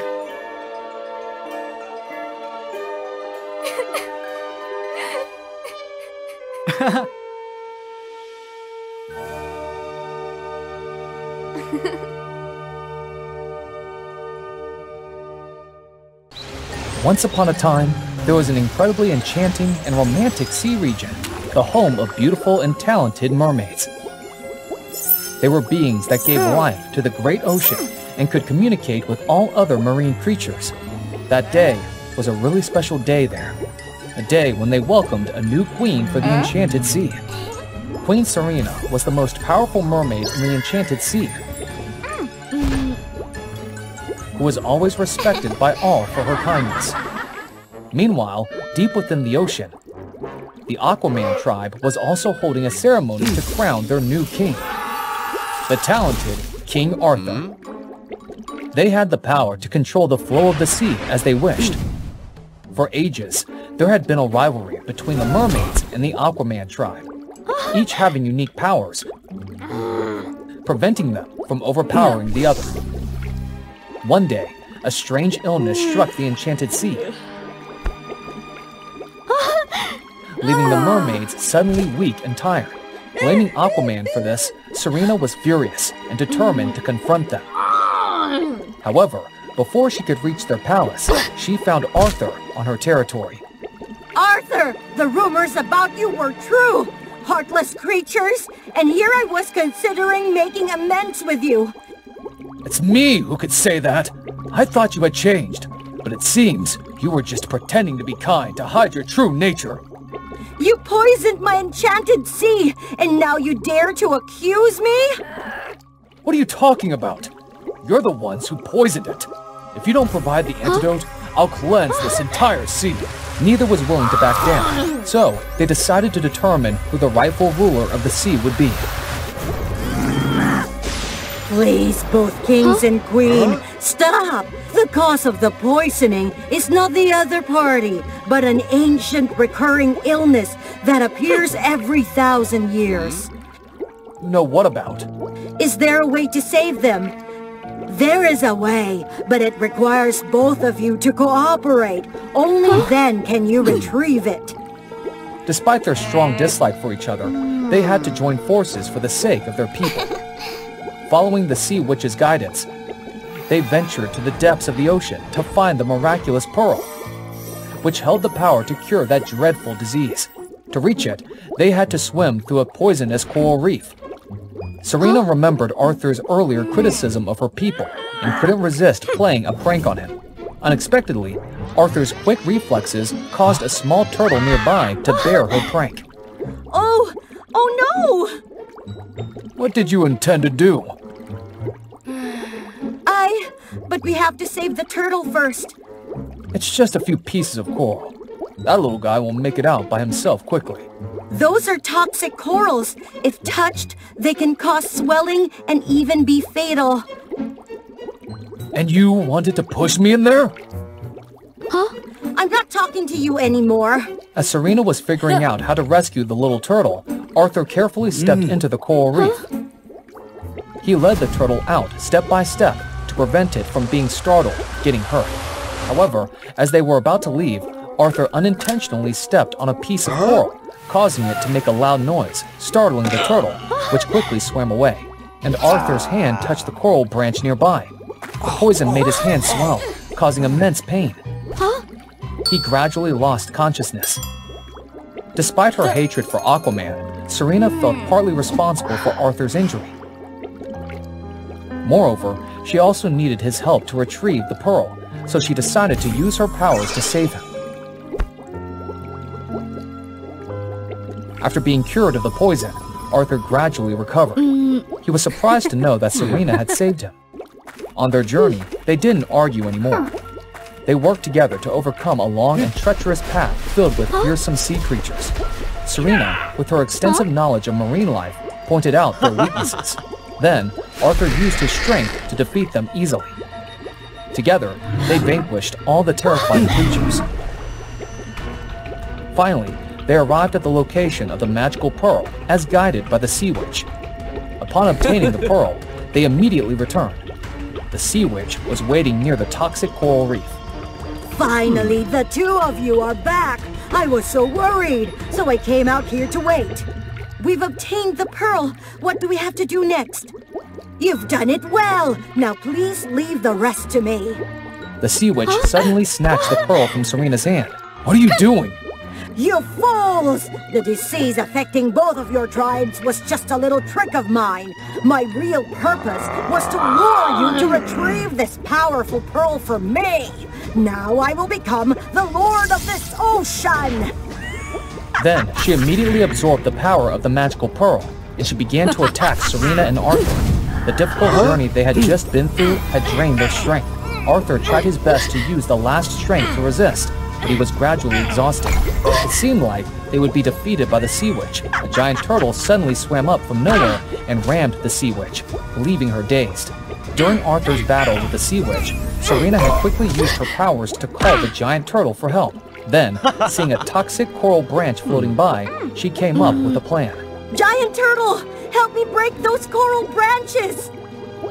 The giant turtle immediately swam into the toxic coral. Because of its thick skin, the toxic coral branches were unaffected to the turtle. Excellent, Arthur! The rest is up to you. Understanding Serena's intention, Arthur redirected the water currents, gathering all the broken coral branches. Next, Arthur controlled these branches to surround the Sea Witch. However, even with this, The Sea Witch proved challenging to defeat. It's time to end this and open a new era for the sea! But as she was about to finish them off, her arms suddenly swelled, followed by her entire body. What's happening? I wasn't hit by your attacks earlier!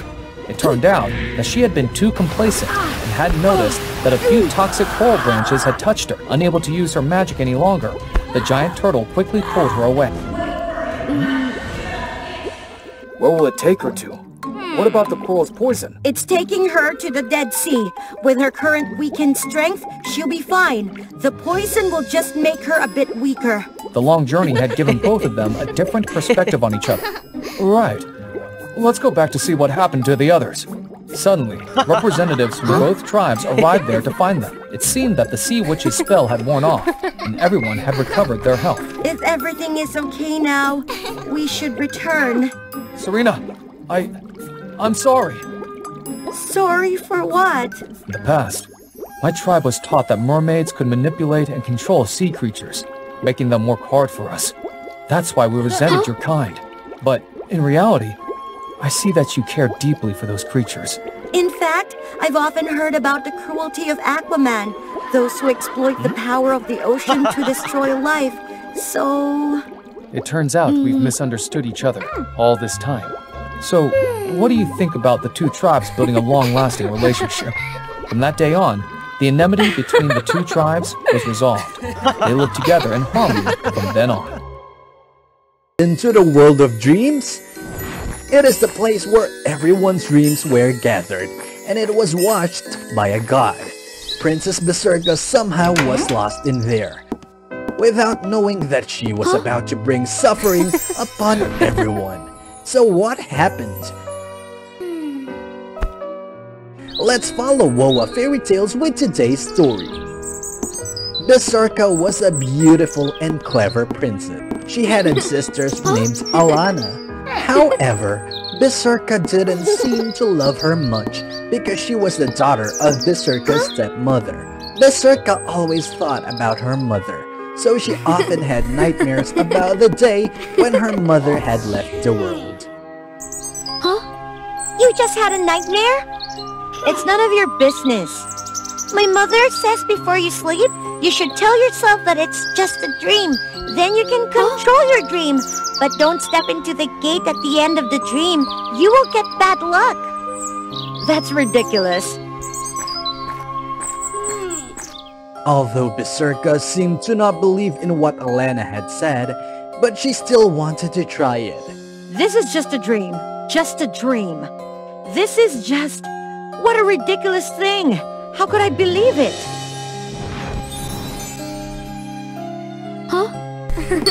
Unexpectedly, Berserka could enter the dream successfully. She eagerly controlled everything as she wanted. Suddenly, she saw a strange gate. For a second, she totally forgot what Alana had said. Crossing that gate, Berserka saw a sparkling tree. This was the Tree of Dreams, where all the dreams of humans were saved. Suddenly, she saw the dream of her father at the highest place. Because of the curiosity, she took it down to take a closer look. No! Stop it! Suddenly, another one appeared on the contrast direction. Quickly put a nightmare on the place of the dream which had just been taken out. Not yet understood what was happening, she was pushed out of the dream. Berserka startled up, thinking that it was only a dream. However, suddenly she saw a strange man in her room. Who are you? Do you know what did you cause? What did I do? Who are you? How could you enter my room? I'm the one who watches the Tree of Dreams. You can call me Canon. My mission is to dismiss the nightmares and protect the nice dreams. Every night, the nicest dream will be placed on top of that magic tree.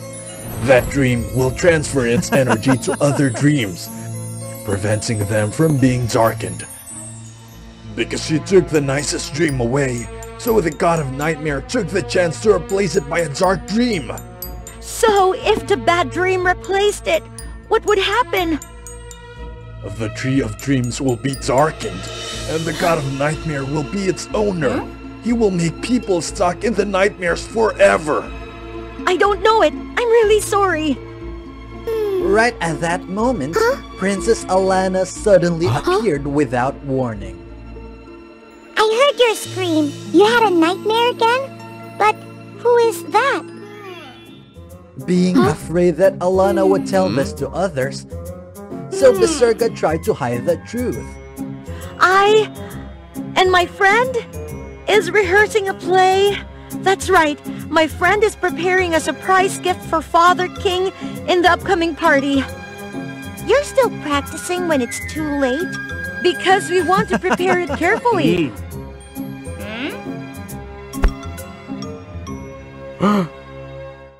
All right, quickly get back to your room and sleep.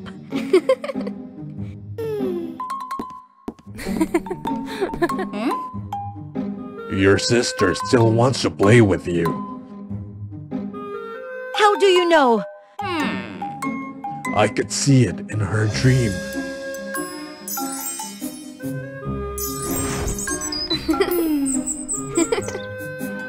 Back to our business. Now what do we have to do? Now, we have to get back there quickly and stop him before it's too late. I lost so much of my magic power, so I won't be able to get back here directly. We can only get back there through your dream.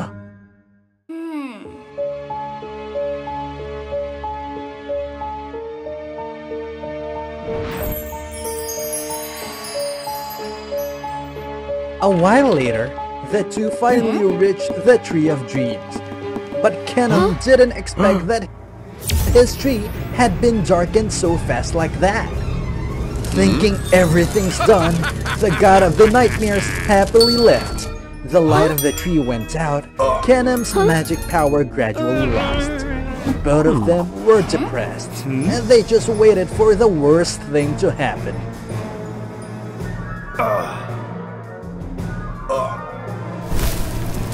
Now this world is mine. Slowly enjoy your nightmares. Suddenly, Berserka heard a laugh coming from the Tree of Dreams.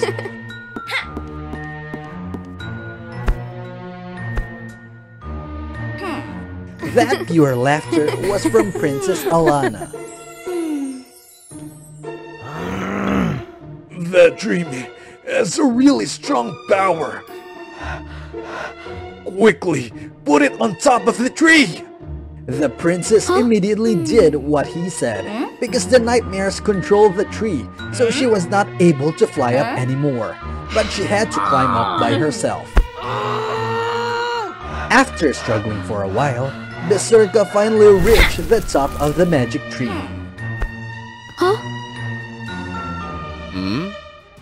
At that moment, the god of nightmare could also feel something, and then he immediately came back.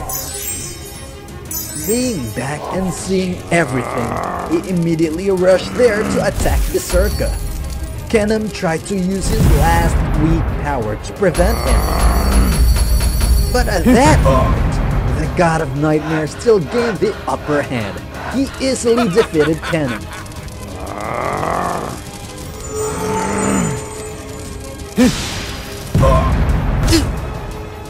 Berserka worriedly embraced Alana's dream.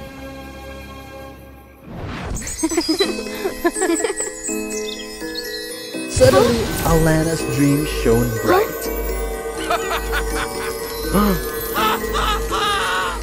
The energy was quickly transferred around the Tree of Dreams.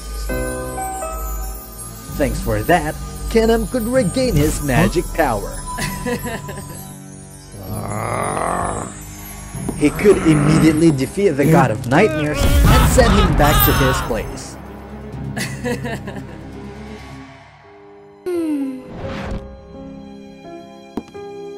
I'm sorry for causing troubles to you. No problem. Anyway, You helped me to solve all the problems. Maybe I should come back. It's regretful when knowing that I will not be able to see the Tree of Dream again. You can come here anytime you want. Really? As long as you don't touch our dreams. Of course, I learned a valuable lesson. Thank you so much. Now I have other things to do. Just like that, Berserka happily escaped from the dream. Then, she immediately went to find Alana. After the night before, she didn't hate that little girl anymore. She came closer and played with the little girl. So wonderful! I dreamed of this last night. I know. The princess could finally realize the sincere love of Alana for her, and she promised herself that she would... Oh my, who could be this beautiful? But wait. No! What happened to Rosemary? Press the subscribe button for WOA Fairy Tale to find out. Far from the bustling city, deep in the woods, there is a magnificent rose garden. The owner is Queen Rosemary. She's so charming and enchanting that even the flowers bow to her beauty. However, not everyone can enter that rose garden. Rosemary built a giant thorny wall that separated it from the rest of the world. Rosemary had an adopted sister named Evelyn. She was a lively, mischievous girl who adored Rosemary. Look at me, sis! But Rosemary always maintained a cold attitude. Stop fooling around and get to work. Rosemary often assigned Evelyn to do the most laborious tasks. Nevertheless, Evelyn cheerfully carried out her duties. Rose's attitude was like that because Rosemary adopted Evelyn not out of love, but to obtain the girl's pain. Once, Rosemary was a beautiful celestial flower. However, she was incredibly arrogant and conceited. What are you looking at? As she didn't want anyone to be more beautiful than herself, Rosemary secretly created flower powder that acted as poison to induce allergies and make other celestial flowers become ugly. Rosemary's wicked actions infuriated the queen of the celestial flowers. I will send you to the mortal world, and you must gather the pain of humans to nurture the rose garden. This is the only way to maintain your beauty. If the rose garden withers, you will age and become ugly. Please don't do this. I've learned my lesson. You will only be beautiful and immortal forever when you gather the pain from the person with the purest heart. This was a terrifying punishment for Rosemary. Everyone knew how much she revered and was proud of her beauty. Where can I find a person with the purest heart? Save me! I can't endure anymore. Please save the child.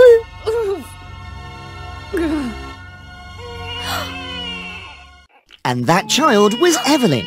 Seeing that sacred motherly love, Rosemary could sense that the child would grow up with the purest, kind heart. So, after Evelyn's mother passed away, Rosemary decided to adopt the child and keep her by her side. Evelyn grew smarter as she got older. She always tried to chat and stay close to Rosemary. Sister, why don't you go out and play with friends? Why do you stay in this rose garden all day? Don't you feel lonely? Evelyn's question made Rosemary realize that she had lived this way for too long, and it had become the norm. I'm used to it. I can live like this forever, as long as I have this beauty. It will never fade. Don't worry, sis. You'll have me as a friend. Rosemary laughed, a smile that Evelyn had never seen before. The girl was delighted that she could make Rosemary laugh. I mustn't show my emotions, otherwise my plan will be ruined. When Evelyn went to sleep, the rose garden lit up, And that was when Rosemary would open the door to let beautiful girls come and admire the roses. While the other girls were playing and having fun, Lily was sitting in a corner looking despondent. Rosemary saw her target and immediately entered Lily's mind. Oh?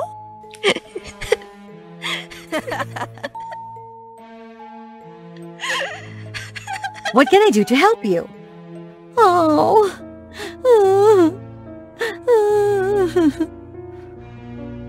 My mom is gone. I'm in pain. Isn't it because you were causing trouble or taking your mother's money to have fun that she left? Why are you? You're only in pain because you don't have a place to get money anymore. Mom, I was wrong. Mom! I can help you. Just give me the gem of that pain. Lily hesitated and then handed it to Rosemary. Immediately, Rosemary took it and jumped out of Lily's mind. Lily, in agony, transformed into a rose bush. Rosemary absorbed the pain in delight. Her face glowed with life and youth. As long as I can obtain Evelyn's pain, I will be beautiful and immortal forever. Rosemary had been regularly entering Evelyn's mind to search for any signs of pain. But she could only find joyful memories.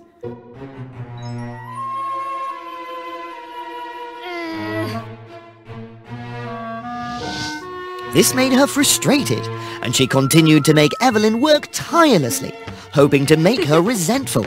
However, Evelyn remained cheerful and never expressed hatred towards her. One day, as usual, Rosemary welcomed the beauty into her rose garden. But this time, there was a new, unfamiliar face among them.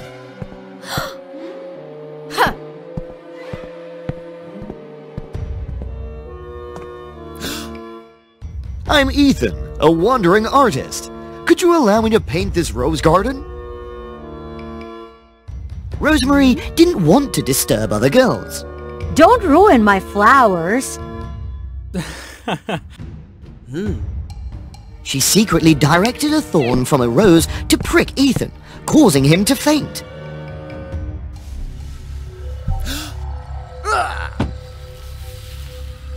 Rosemary continued to delve into the minds of the beautiful girls and take away their pain.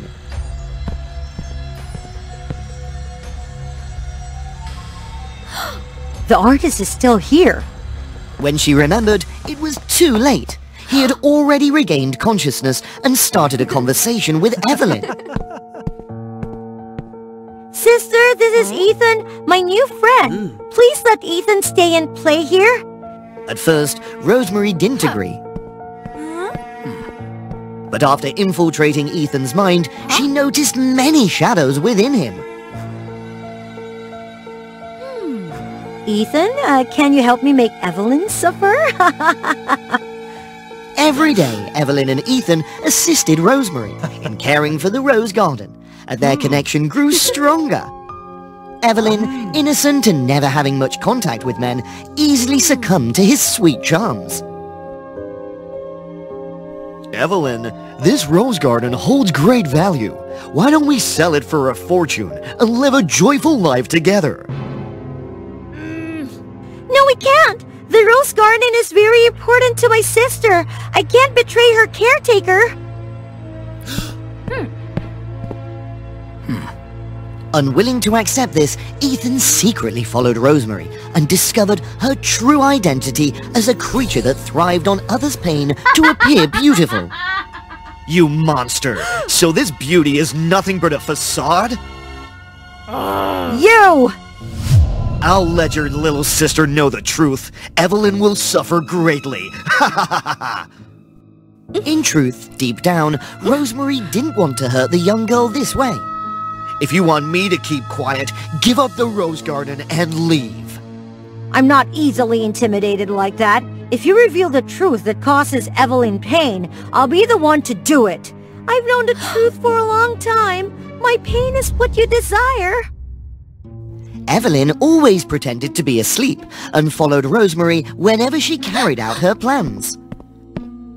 Perhaps because of Evelyn's selfishness, she chose to remain silent to protect her sister.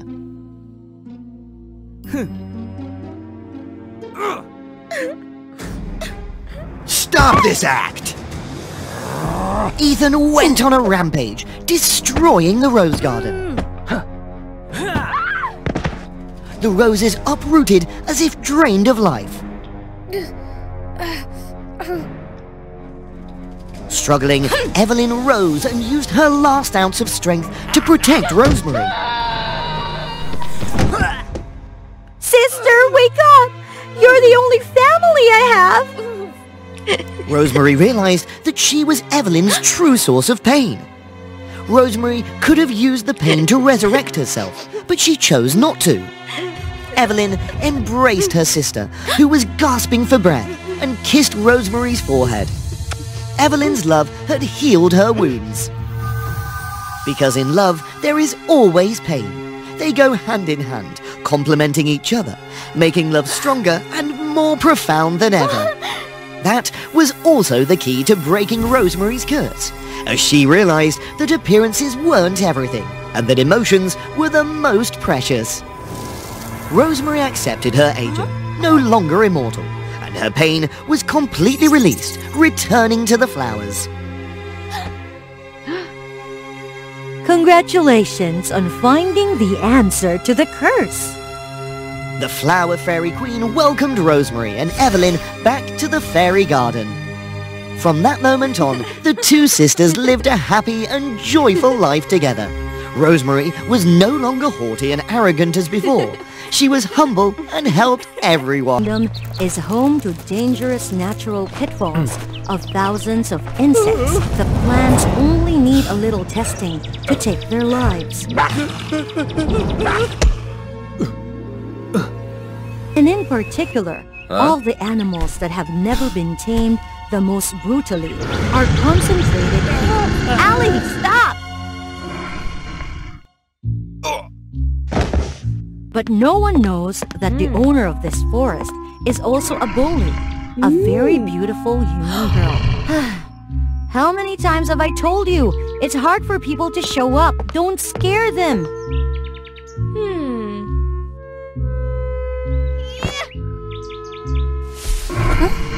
Come on, take responsibility for what you've done to be a good kid. You know, I was the same child that was brought by the wolf god. Since her birth, Aboli had been left by her parents outside the edge of the forest, being cared for and taught by the wolf god.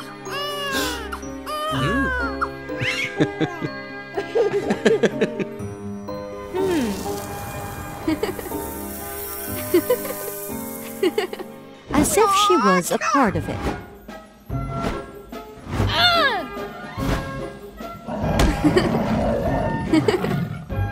The wolf teaches Aboli the human language, tells her about her fellow humans, hoping that one day she can find her source. After his death, he passed on his status as the owner of the green forest to Aboli through the valuable horn. She gets it, and she gets control of the spirit of the forest. Aboli, there's only one thing. Remember, never let a wild animal fight, harm the royal family. By the grace of the former king, I have left the curse that whoever uses the power of the forest to harm the royal family will be properly punished. Therefore, I must do the same good things to deserve the position of leader.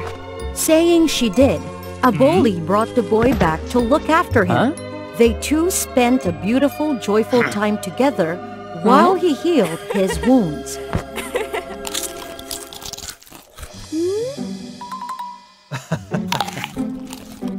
Aboli taught him how to survive, made him gradually integrate into the wild. On the contrary, he also taught Aboli how to calculate, write letters, tell stories about urban areas and luxury cities. Through his story, Aboli gradually intrigued, dreaming about the mysterious land where there were people like her. The time is limited. The young man needs to return home. Come on, don't cry. I'll definitely come back. When you've solved the math I left you, I'll come back and bring you a big gift. Although she did not understand that it was love, she still knew her longing and anticipation for him very much. Is it true, Ali? Yes, well, I must reward you. When he came back, it turned out that the young man was Aiden, Prince of Dawn. He wanted to bring Aboli back to civilized life, away from the old forest where she grew up. I like you very much, but this forest needs me. I can't leave. Since the death of the wolf, the hunters have appeared. The wild beasts have been murdered. Boli, become my wife. You can still protect the jungle with a no-hunt agreement. Receiving the promise that her people would be safe, Aboli also loved the prince and wanted to learn about the life he was born with, so she agreed with the prince to leave. Unlike Prince Aiden, everyone in the royal family doesn't recognize the girl's true self. They made Aboli change, become like them, from eating, standing, basic behavior, to very cumbersome rituals. Unable to fit in, Aboli was extremely sad, miserable. She even tried to hide her being bullied and treated unfairly by the queen and the princesses so that the prince would not be disturbed. Boli, I want to tell you something. Well, you tell me. It's just dust in my eyes. There's something I've hidden from you. In fact, my father wanted me to marry the princess of a neighboring country to reinforce the military. The promise of protection of the evergreen forest was because he thought you have unparalleled power. I know people don't like me. Aiden, will you leave me to marry someone else? No, of course not. There's actually still a way. Just what? Just tell me. Robbery rages. The prince who is capable of rebellion will receive a favor from the king. If I can afford to do that, then we can definitely be together. It's just a pity I'm not the queen's own son. No backing, military power, it's hard to get that favor. Witnessing the lover in bad mood, Aboli thought that sooner or later everything she had would belong to him. She gave the prince the ore necklace, which could move the wild animals to become an invisible army. On the day of the destruction, the princess carried empty trumpets. The soldiers held their hands, and Prince Aiden was laughed at because he was alone. Hey, my brother! Where's your guardian? If I were you, how could I ride a horse and walk around and destroy the rooster in the house and say nothing of the robbers?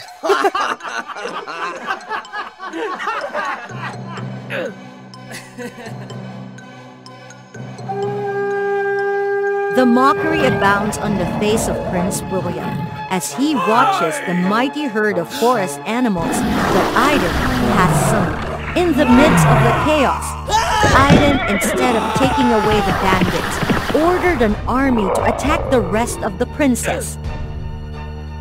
Then the army came to the palace to force the king to depose the queen who had murdered Aiden's mother. She was the one who hurt him and led him astray in the woods.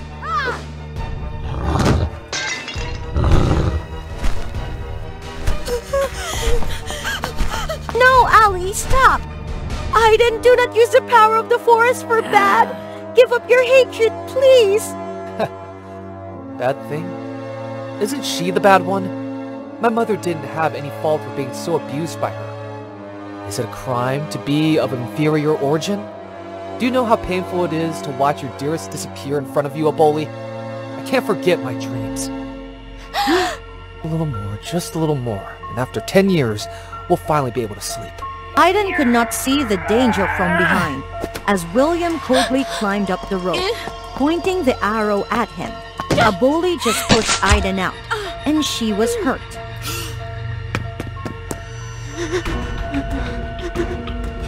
William ruthlessly came forward, picked up the horn out of a corner.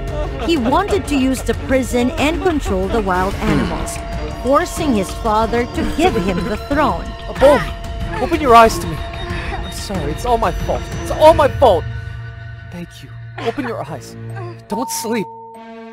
Don't cry, Aiden. It's good that you're not hurt. Don't take revenge. Revenge, you can't be happy either. You're right. I was blind. My hatred has hurt you. The one I love most right now. Don't abandon me. As long as you're okay, I promise I'll let it all go. Shall we go back to the forest? Okay? Okay, I'll try. Before that, please destroy the horn and free the wild animals so that they are not taken advantage of by bad guy. Agreed with Aboli's request, Aiden wiped his tears, drew his sword forward forcefully. William blew the horn and immediately, the wolf alley darting to the door, growled as if he wanted to devour his master's rival alive. The green forest is home. Forest animals are friends. Infinite love. Forever, not far away from. The wolf recognized the familiar voice. His footsteps slowed. You stupid animal! Listen to me! Destroy them! I am your master! The wolf rushed up, but instead it threw William to the ground. Brother, hurry up and do something! Tell them to stop! Oh, brother, I'm sorry I can't do anything. Alley itself wants it. The horn then broke. From then on, the animals of the forest will completely control their own lives. Witnessing his own plan was ruined, William got mad and then decided to punish the saboteur. Bring me with you. After Abolik's whistle, a giant eagle appeared and caught them too, then flew towards the jungle, left behind all dissatisfied screams of Prince William. The animals got rid of the horn, but they still remembered Aboli as their close friend. They tried all the best herb to cure the friendly master.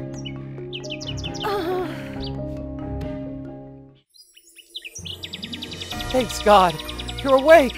Followed the promise. Aiden left behind his wrath and hatred. He then lived together with nature way happily. About the Queen and Prince William, they were punished for their treason behavior and crimes they... But suddenly, a light flashed up and rescued her. Was it a spirit? Or an angel descended? Let's find out the mysterious story with WOA Fairy Tales. Once upon a time, in a town, there lived twin sisters named Tiara and Nina, who specialized in vanquishing demons. From a young age, the two sisters followed their parents' footsteps to vanquish demons in many places.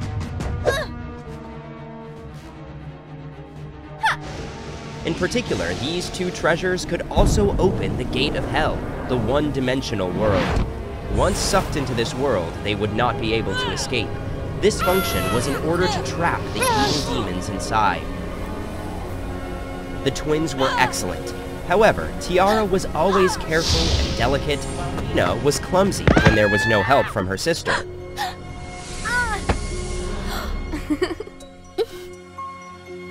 Thank you very much. Be more careful next time. Don't let yourself get hurt over such little things. It's just because I'm so happy that I am a little bit careless and I always have you by my side to help. Besides, you see, we have made a big contribution today and caught all of the petty thief, Demon King, and his minions. However, Tiara and Nina didn't expect that there was a small demon left after the battle. Taking the opportunity they didn't notice, the demon jumped out to attack. Tiara panicked, covered her sister, and was pushed into the hell portal at the same time as the demon. Tiara! By the time Nina understood what was happening, it was too late. Tiara had completely disappeared behind the gate. Tiara! I'm the one who caused this incident, so I'll definitely help you get back. After that, Nina set out to find the way, but things became more and more difficult. Furthermore, without Tiara by her side, Nina didn't seem to have the confidence and ability to vanquish demons on her own. She was even almost defeated by the demons, if it weren't for the help of Kevin, a close friend of her parents in the past, who was in charge of destroying demons in this land. Mr. Kevin, are you here to vanquish demons? Yes, and I didn't expect to see you here again. How long has it been since we last met? It was 2 years ago when we turned 16 years old and started to be independent. Right, but where's Tiara? Mentioning Tiara, Nina was sad again. She recounted her journey to rescue her sister with Kevin. In the past, your parents had a similar incident while vanquishing demons, and your mother was trapped behind this gate. Your father was very scared. He rushed back home and tried everything to save your mother.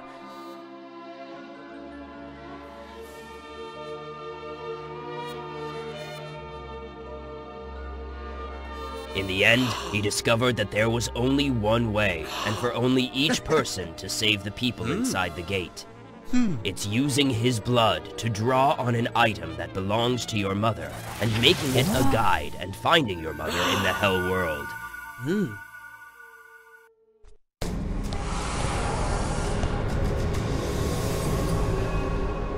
In addition, he also tied a vine around his body and a tree trunk to create a connection between the living world and the Hell World. Before he left, he seemed to feel something bad, so he sent me back 2 of you and these treasures before he left. However, when he found your mother, the gravity of the gates of hell was so great that the vine broke, and I alone could not pull both of them up. Because he didn't want me to be dragged into the gates of hell, your father cut the vine and accepted to stay there with his wife. So it turns out, but no matter how difficult it is, I'm determined to find my sister again. Seeing Nina's determination clearly, old Kevin smiled, nodded to congratulate Nina, and left. Nina began summoning the gate of hell and the guide as her father had done at Kevin's command. Then, Nina wrapped a thick rope around her body before entering the gate. Finally, after a while of searching, Nina also found her sister. However, because the attraction of the gate was too strong, she still couldn't get out of the Hell World. Suddenly, an invisible force surrounded Tiara and Nina and helped them get out of the Hell World. Since her sister's return, Nina realized that Tiara had no memory of her past memories, and often had a habit of stealing from people and acting rudely, which made her unable to understand. Moreover, when they were vanquishing demons, Tiara was always afraid and ran away when she saw Nina using the heirloom treasure to destroy demons. There were even nights when Nina had nightmares about Tiara's figure calling for help. Nina! Tiara! Why are you over there? Let me go over there! Nina, don't come over here and be careful. The person beside you isn't really me. It's the Demon King's spirit that's taking over my body. You have to subdue him and protect the people. Silence! Tiara! After the nightmare, Nina began to put events together to find the truth. It's true that Tiara has changed a lot these days. Petty theft, rude behavior, and fear of magic scepter. So, if what Tiara said in the dream was true, now her body is already possessed by the Demon King. I have to summon the Gate of Hell to defeat the Demon King. But if I do that, Tiara will never be able to escape again because I used the only chance to save her that time. Nina thought for a long time. Through each nightmare, she understood that if she continued to let the Demon King take over Tiara's body, her sister would continue to suffer.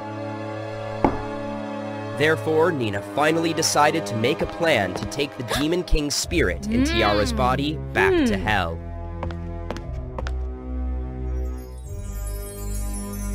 Nina, you made such a delicious dinner tonight. I made it for you. Do you like it? Of course I like it. It's too delicious for me to refuse. After that, Nina quietly looked at Tiara's expression and felt extremely hurt because she knew that this was the last meal to be able to see her sister's figure. Tiara, I am very happy to have you as my sister and really miss the days when we defeated demons and helped people around. So, I will miss you very much in the future if you can't be with me anymore. Sensing that something was wrong with Nina's words, the Demon King in Tiara's body panicked and ran away. Nina, what are you doing? Help me! No! You're not my sister! It is my selfishness that has created the opportunity for you to invade my sister's body, causing her to suffer! In order to correct all these mistakes, I will conquer you! However, just as Nina was about to defeat the Demon King, Tiara's spirit flashed before her eyes. Tiara!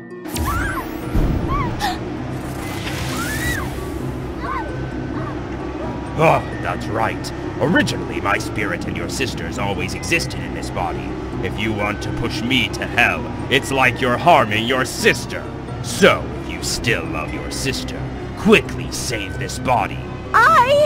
While Nina was shaking about her decision, she suddenly felt Tiara's voice echoing in her ears. Nina, just do it! Tiara! Turns out, with the last bit of strength, Tiara's spirit was trying to gain control of her body and talk to her sister. Nina, you can trust the Demon King because we don't know what kind of trouble he will cause to you and the others after he returns. I am not brave enough to do this! No, Nina. I believe you can do it. I have witnessed your growth in the past few days without me. You are really much stronger, and I believe that what I sacrificed for my sister was completely worth it. So let go of my hand. I see. Tiara, thank you for always being my support, my belief, and my sister. I love you so much. I love you too, my little sister.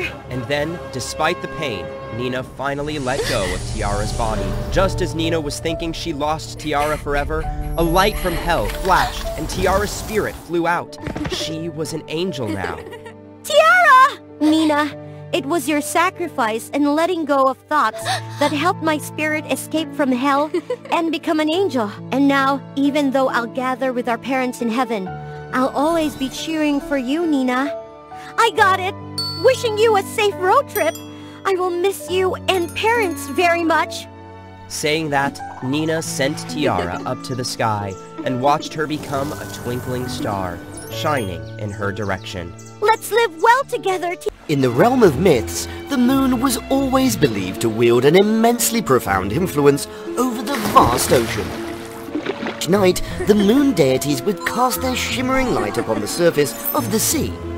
At the same time, the sea nymphs, the ethereal spirits of the deep, would harness the warmth of that light to harness its power and create powerful tidal waves.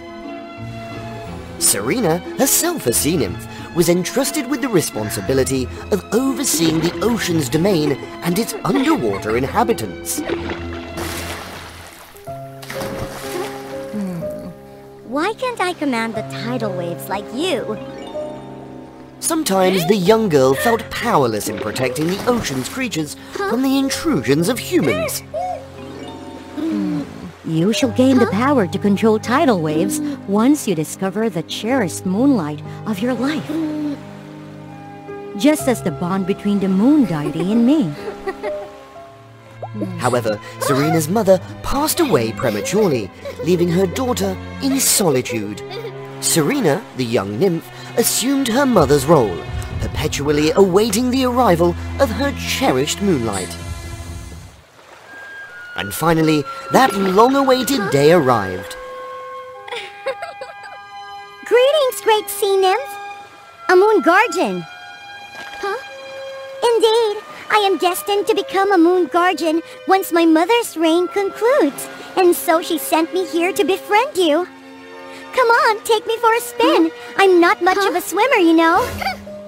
However, Serena found herself overwhelmed by Pandora's excessive friendliness. Why is my soulmate so naive? I don't really like it. But Pandora persisted undeterred. Every day she went down to the sea to play with Serena. She even assisted Serena in rescuing mermaids from the clutches of a marauding pirate ship.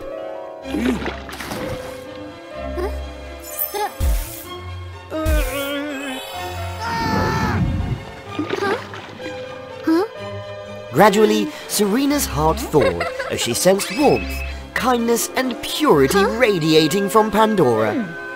Embracing this newfound friendship, Serena's strength grew. Together, they embarked on a radiant childhood. This profound connection elevated Serena into the mightiest of sea nymphs, her water-controlling magic even surpassing that of her mother. My strength emanates from this moon scepter. Hey, care to join me on a jaunt to the moon? In unison, they channeled their power, conjuring a colossal ice staircase that led directly to the moon. This marks my inaugural journey to the moon.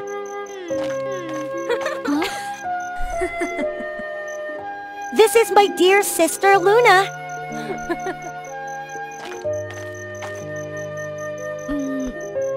The trio reveled in the resplendent moonlight city. Yet, this was also when Serena discovered the arranged engagement between Pandora and the Sun Prince Jason. The union of the moon deity and the Sun Prince was an obligatory tradition handed down through generations. Though unfair, Pandora couldn't ascend to the throne without marrying the Sun Prince. That was the rule. My days are about to get busier. She was obligated to collaborate closely with Jason to maintain the harmony of day and night on Earth. And perhaps we'll only meet during full moon. Is that so? Understanding that nothing lasts forever and all children must grow up, but Serena was still reluctant to bid farewell to the beautiful moments she shared with Pandora. Accept this token. As long as you keep me in your thoughts, the necklace will forever glow. Serena reciprocated by gifting Pandora a necklace, accompanied by a similar promise.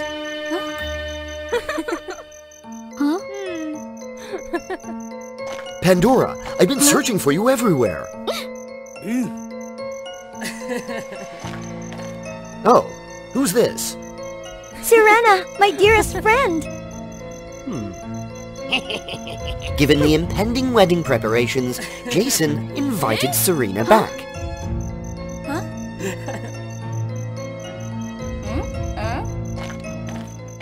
Serena, restive, feared the end of enchanting times.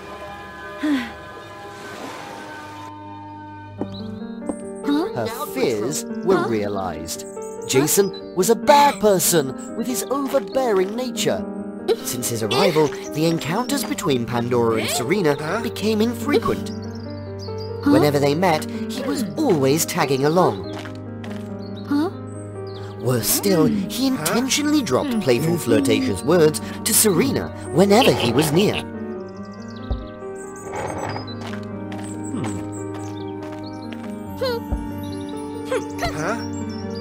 And there was a strange aspect to this. He was oddly fixated on Pandora's moon scepter. Serena had warned about Jason's dubious actions on several occasions, but Pandora consistently dismissed her. No matter how Jason is, I'll still marry him. How could you understand the expectations my family had placed on this wedding? Blind love had clouded your judgment. During the wedding, Serena secretly arranged to have a conversation with Jason. If you hurt my friend, I won't spare you. Is that so? Unexpectedly, Jason seized Serena and kissed her. Are you out of your mind? However, it was too late. Pandora had witnessed everything. Traitor! Leave! I never want to see you again! Despite Serena's explanations, Pandora refused to listen. Turned out, this was Jason's scheme to drive a wedge between the two friends. Upon returning to the sea, Serena could no longer feel the tether between her and Pandora. And without that connection, the ocean's ethereal spirit would lose her might in the frigid loneliness. She envisioned a future where they might never cross paths again. She strove to rise, but creating a tidal wave was beyond her reach. As a result, she became encased in ice. I'll miss you forever. As for Pandora, after the wedding ceremony, Jason began to change his attitude. From this moment forth, the moon scepter is mine. Jason desired absolute control over both day and night in the mortal realm.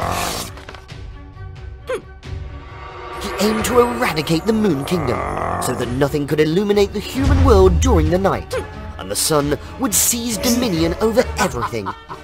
Was everything a trap? How dreadful! Regret overwhelmed Pandora. Her ambition to become queen had led her to marry someone as vile as Jason.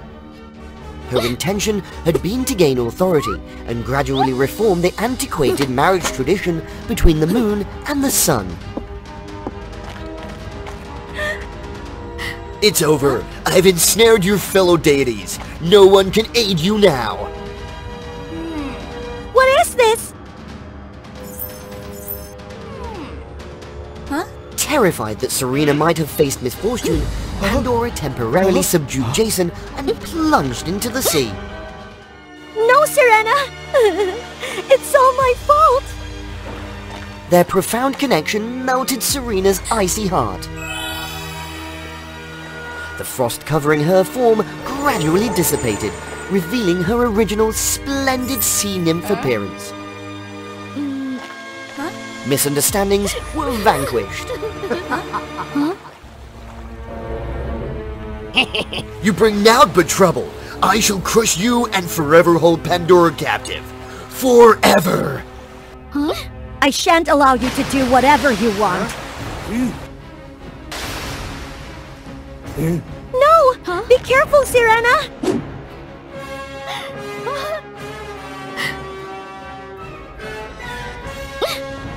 Pandora summoned an extraordinary surge of power, releasing it to vanquish Jason permanently. However, he took her away with him, leaving Serena in profound sorrow. Following the events, the Sun Kingdom appointed Jason's elder sister to rule. In an effort to redeem herself, she abolished the traditional custom of seeking marriage between the moon and the sun. Luna, Pandora's younger sister, stepped up temporarily to take her place. Every night, Luna would cast down moonlight to grant Serena absorbed strength. Yet, that radiance couldn't match Pandora's warmth. Serena's necklace continued to emit light ceaselessly, as she attempted time and again to search for her friend. However, her friend had now become completely distant, leaving behind no trace. Still, Serena persisted. With the necklace's glow enduring, she would forever await Pandora. Time flowed on, passing more than a century. Then, one day, the necklace suddenly went out, leaving Serena utterly disappointed. Just as she was about to give up, a miracle happened. Pandora was there. She had truly returned. Serena whispered to herself that everyone only has one kindred spirit, and once found, they would hold on to that person. In life, we constantly find ourselves at the crossroads of choices. Some we make right, and some we make wrong. Choices are much like the petals of a dandelion, enchanting and impossible to predict. My choice is to make you all weep. As on any other Sunday morning, the Dandelion Kingdom was under attack by a sinister force. Fortunately, this time, there was only one demon. However, no one could defeat it. Let me help you. This is futile! If only someone could save everyone. Oh look, a rainbow has appeared, dispelling the fear of the menacing octopus demon. She's here! Our rainbow guardian! Who are you? The rainbow beam suddenly descended upon the octopus demon, transforming it into a cute stuffed octopus. From above, Rainbow Guardian Phoebe appeared in all her glory, with her magnificent rainbow wings. the delighted citizens gathered around Phoebe, celebrating her victory. However, someone wasn't pleased. Rainbow Guardian Iris, Phoebe's twin sister. Where will Iris's envy lead her? Stay tuned and subscribe to WOA Fairy Tales to find out. Twin sisters Iris and Phoebe are the descendants of the Rainbow Guardians, bestowed with magical wings. Phoebe, the elder sister, was granted the rarest and most beautiful rainbow wings. But Iris, the younger one, wasn't as fortunate. She received small, grey, and unattractive wings.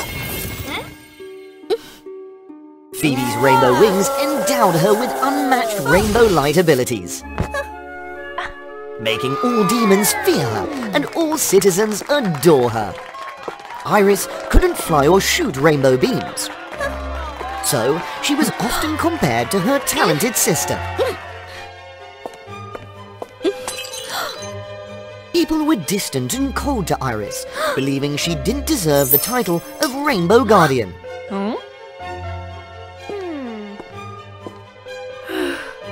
This made Iris increasingly insecure and closed off. Iris felt her fate was unjust. She especially envied her sister's pair of rainbow wings. Nevertheless, Iris quietly helped people with her modest abilities. She hoped that one day someone would recognize her worth. Today is the birthday of the two sisters, Phoebe and Iris. Precious gifts were delivered from all corners of the Dandelion Kingdom.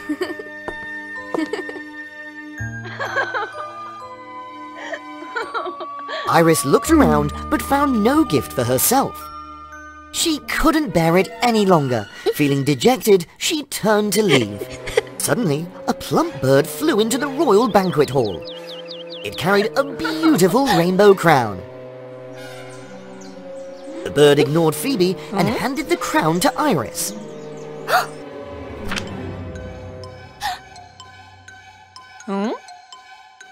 For Iris, the most deserving. The crown radiated rainbow magic, standing out among all other gifts. Phoebe was displeased with this turn of events. I can be just like you now. No, Iris, there must be a misunderstanding here. This crown belongs to the most deserving one. Are you deserving, Iris? That's right. Only Phoebe deserves this rainbow crown. Iris, hand me the crown. No. Phoebe, with a cold spell, took the crown from Iris's hand. Amidst cheers, she placed the rainbow crown on her own head. Iris, heartbroken, left the party.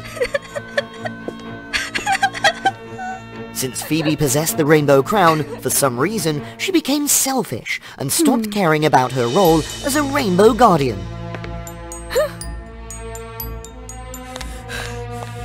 The citizens are under attack by demons!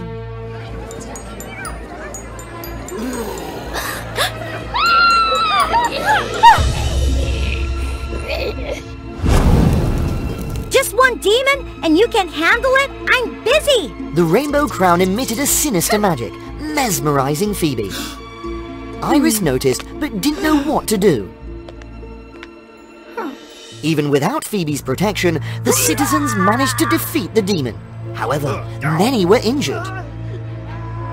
Unlike her selfish sister, Iris continued to help people with her limited abilities.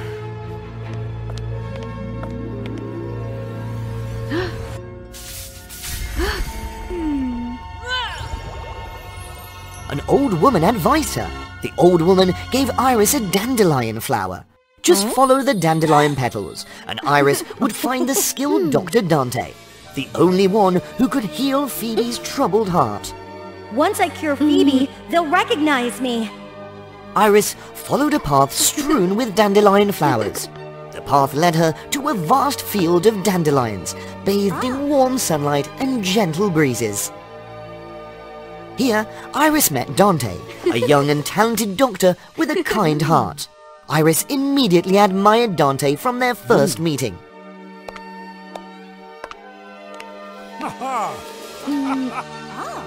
Dante spent a lot of time with Iris, caring for her, teaching her medical knowledge. But in reality, Dante was the Demon King.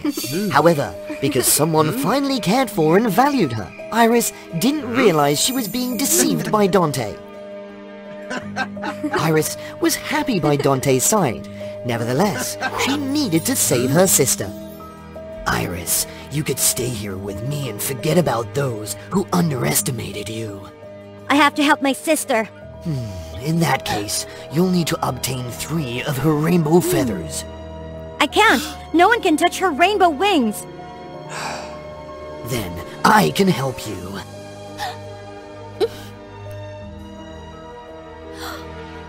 Iris, only you can do it. I will. To approach Phoebe, Iris had to bypass the vigilant guards. This was a challenging task. However, Iris had a trump card up her sleeve. Although she lacked magical abilities like her sister, Iris possessed physical strength. She kept this hidden to avoid being perceived as awkward and ungraceful. She easily incapacitated the guards by targeting their weaknesses, temporarily rendering them unconscious. Iris stealthily entered Phoebe's bedroom. She sighed when she saw her venerable sister. Phoebe was asleep, still clutching the rainbow crown. Iris reached out to touch Phoebe's rainbow wings, and just before she was about to pluck the feathers, she suddenly stopped. Should I take the rainbow crown? No, I won't be tempted by worldly desires.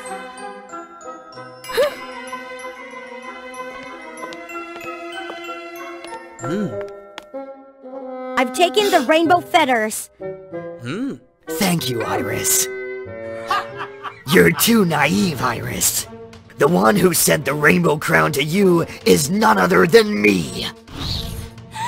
You deceived me! Poor Iris was helpless, being exploited by the Demon King, Dante, without any recourse. He soared high, using a feather from Phoebe, breaking through the rainbow barrier, and opening the way for the horde of evil demons to invade the kingdom of Dandelion.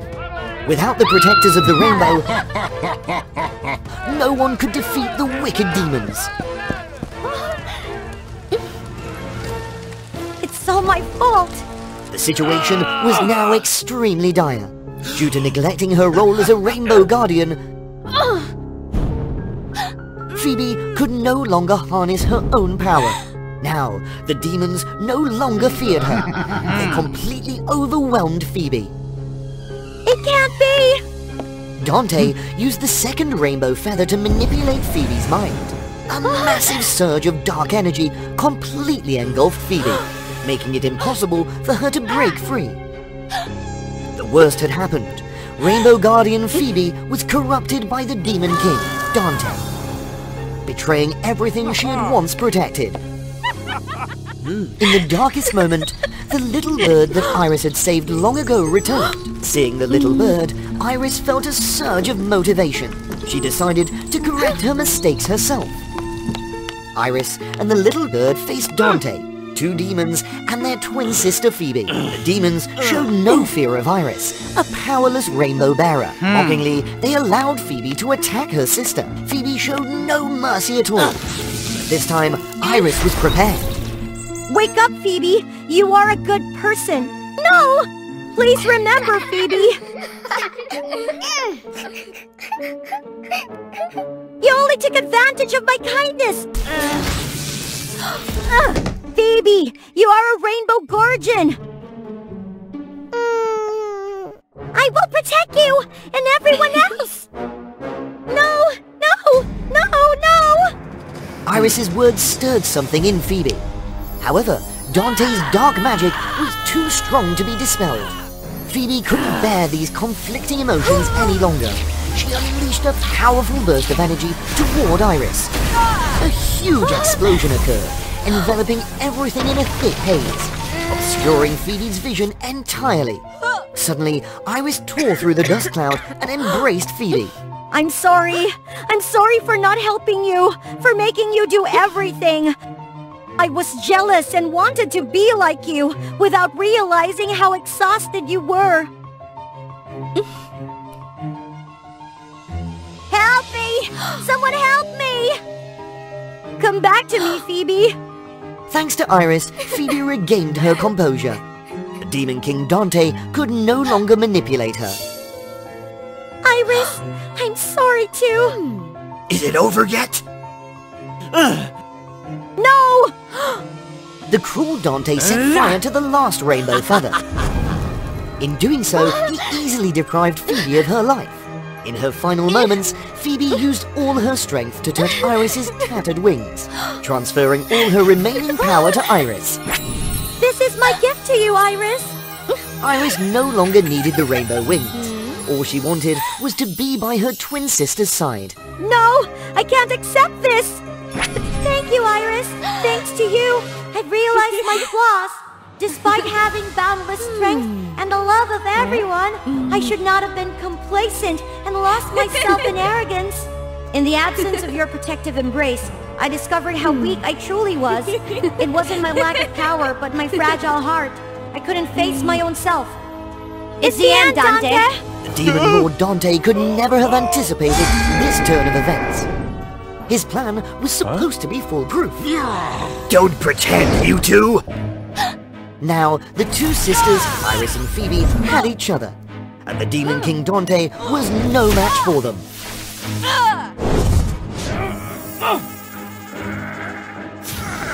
No! Iris! Phoebe! We will always be together! With their sisterly bond, the twin sisters Iris and Phoebe pushed back the horde of evil demons and restored the rainbow barrier of the Dandelion Kingdom. However, the power of the two sisters was not enough to prevent the dark fate awaiting Phoebe. Restoring the barrier had depleted her life force. Without her current abilities, Iris couldn't save her sister. Iris, don't cry. I will always be with you. Legend has it that after every rain, when you look up at the sky, you will see the rainbow goddess Iris waiting for her twin sister Phoebe to return. Under the ocean, there exists a place so terrifying that no one dares to approach. It is the Forbidden Sea. They are separated by a strong barrier, preventing any creature from venturing near. But only Marina, the stubborn mermaid, always yearned to explore the mysteries of this sea. I have explored every corner of the sea. Huh? Only the Forbidden Sea remains, and I must conquer it. Immediately, Marina sought out Azure, her beloved, to share her desire. Azure, I am very curious about the Forbidden Sea. What do you think if we explore it together? But it's very dangerous there. Many creatures have entered on their own and never returned. If you say so, then I will go alone. Huh? Huh? No, I am your love. I will go with you. Both of them swam tirelessly day and night, and finally reached the barrier. Huh? Marina couldn't wait any longer and swiftly approached it. Carefully, Marina slowly reached out and touched the barrier. Marina, leave this place before it's too late! Be quiet! Marina looked at the barrier and summoned the energy of the sea. Marina cast a spell at the barrier, instantly breaking it. Marina and Azure easily swam deep into the depths, to the very bottom of the ocean. I am about to become the first to set foot in the Forbidden Sea! Suddenly, a sound echoed, causing the ocean to churn. Release it! Azure quickly pulled Marina away from the monster. When capturing Azure, the octopus sprayed poison on him. Marina slowly regained consciousness, shocked to see the octopus disappear, leaving only Azure lying still. Marina hurriedly went to Azure's side and carried him out of the Forbidden Sea. In a safe place, Marina couldn't help but feel the pain of seeing her loved one in danger. I'm sorry. It's all because of me. Wake up. Wake up, Azure. Suddenly, the god of death, Hades, appeared. He is the one who governs and collects the souls that have passed away in this sea. Azure, come here. Hades immediately trapped Azure's soul in a container. Please don't take him. Everything is my fault. Give me a chance to save him. Even if it means trading my own life, I will accept it. Resurrecting the dead is difficult unless you gather 1,000 souls. I can do it, please. Give it to me. So Marina became the servant of the god of death. Hades gave Marina a sharp scythe, a tool for collecting souls. Now you look more like the god of death. Marina began her journey to collect the souls. While she was traveling, she came across a sunken ship. They might have run out of oxygen, making it difficult for them to escape the obstacles. Marina forgot her task of collecting souls to resurrect Azure. Suddenly, Marina remembered. No! I'm sorry. I have no other choice. So she got what she wanted. But in Marina's heart, she carried the weight of guilt and remorse. Marina continued to carry the scythe to collect souls. She swam through colorful coral reefs.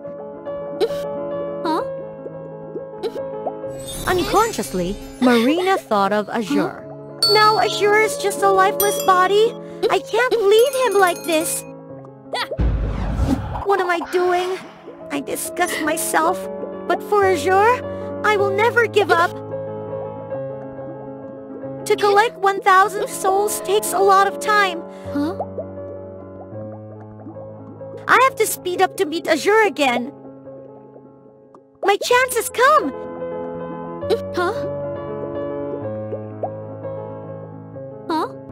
After all, Azure is everything to me. Due to just giving birth, the seahorse father is no match for Marina. But the seahorse father doesn't give up and uses his last strength to save his offspring. In an instant, Marina took away the lives of many creatures. It seemed that the cruelty and ruthlessness gradually consumed Marina's consciousness. She disregarded everything to collect souls, even those creatures that were not destined to die, causing families to be torn apart, lives to be lamented. I have collected enough 1,000 souls for you.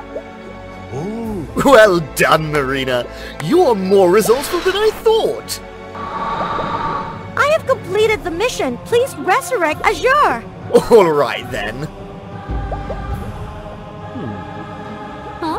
Strangely, after being resurrected, Azure suddenly became completely different. What have you done? Azure was trapped in the container along with the restless souls. Because you unreasonably took their lives, the vengeful souls turned them and other souls into darkness.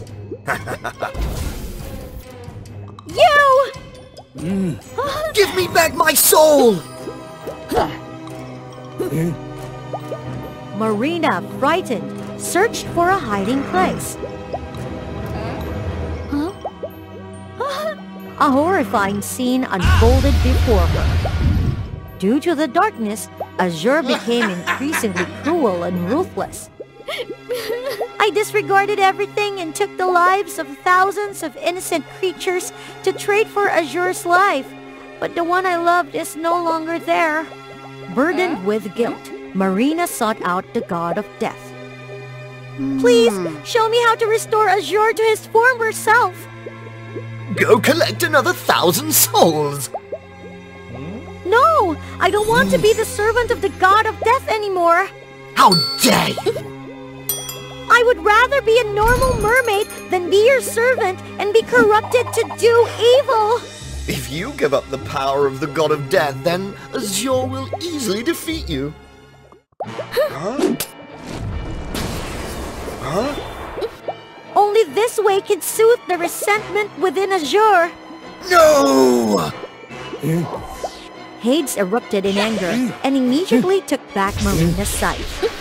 With no weapon left, Marina lost her form and the power of the god of death. You will pay for this betrayal! Azure! Thanks to releasing the innocent souls, Azure was no longer consumed by darkness. But once again, Azure sacrificed his life to protect his beloved. No! Azure!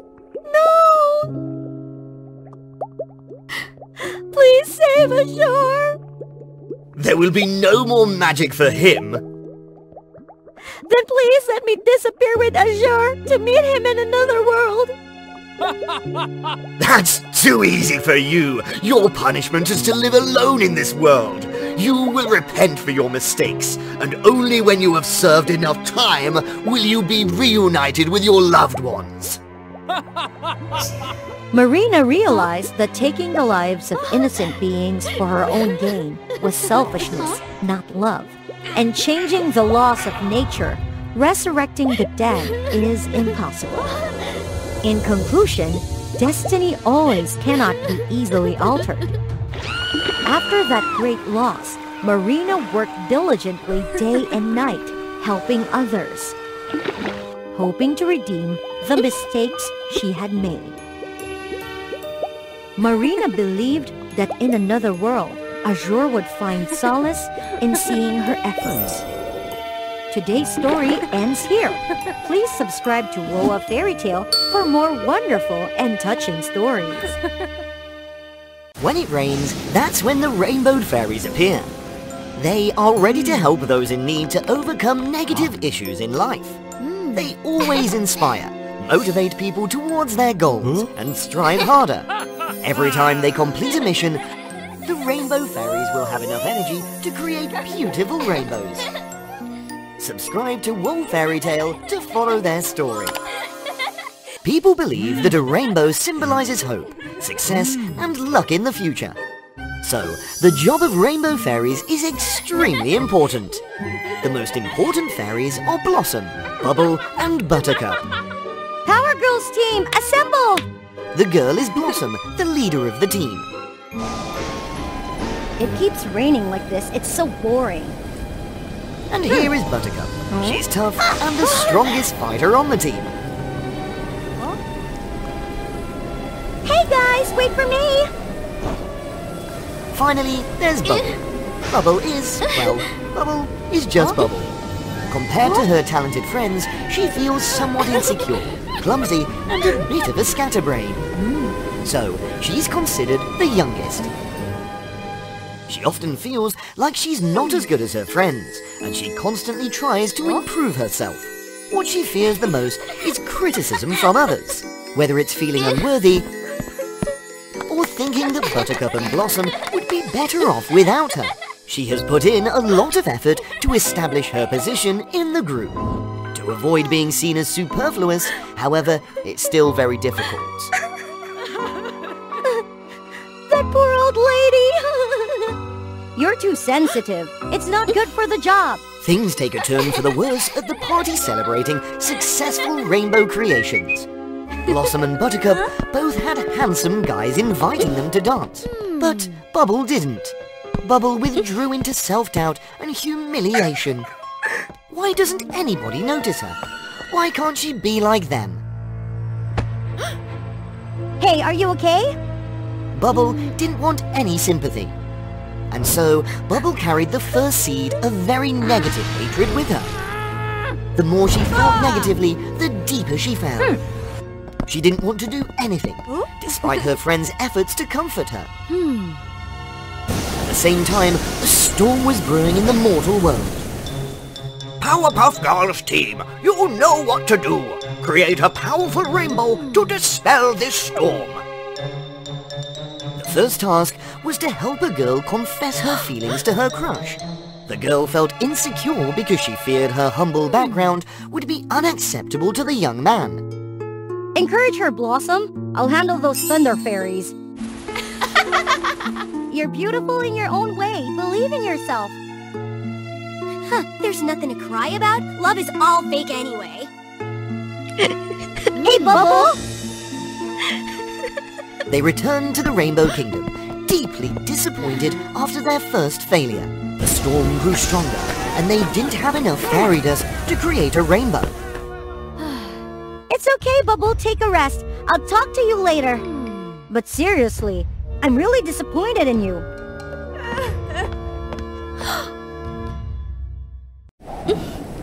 I'm just good at messing up the team. When she calmed down, Bubble went to apologize to her friends.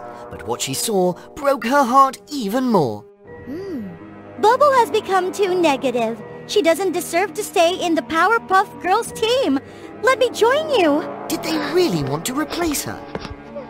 With a heavy heart, Bubble wandered through the forest.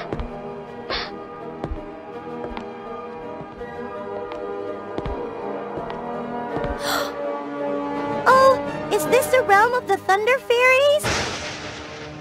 Thunder Fairies are the biggest enemies of the Rainbow Fairies. They seek negative emotions to create destructive thunderstorms. Bubble had been bullied by them many times.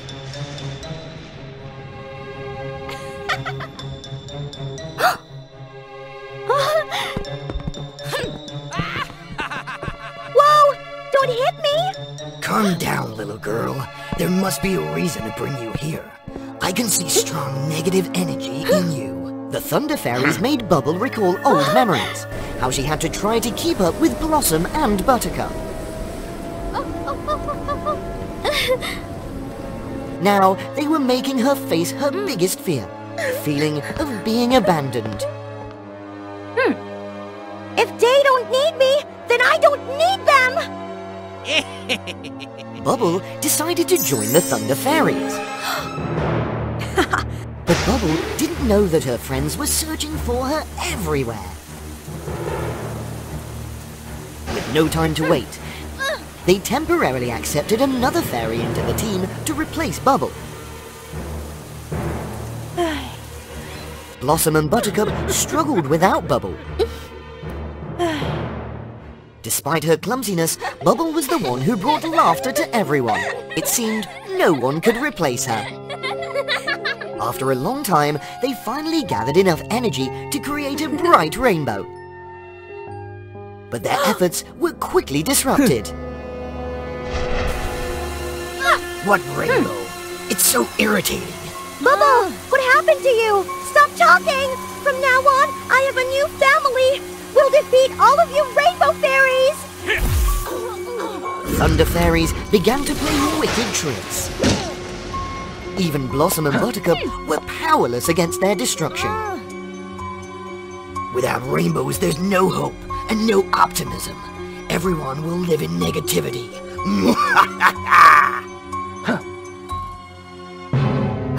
What are you waiting for, Bubble? Destroy the ones who made you suffer.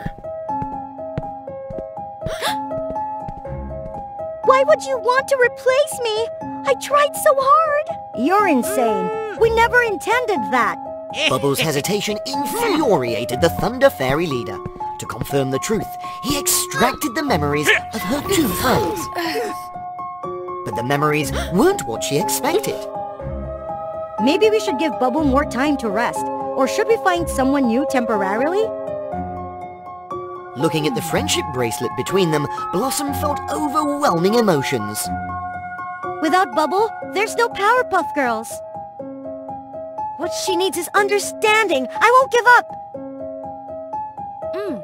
Each of them has different personalities and uniqueness. Bubble shouldn't try to change or chase after anyone just to fit in. Realizing the genuine feelings of her friends, Bubble broke free from the darkness. I'm sorry, you guys! Don't think you can escape me! No! Bubble!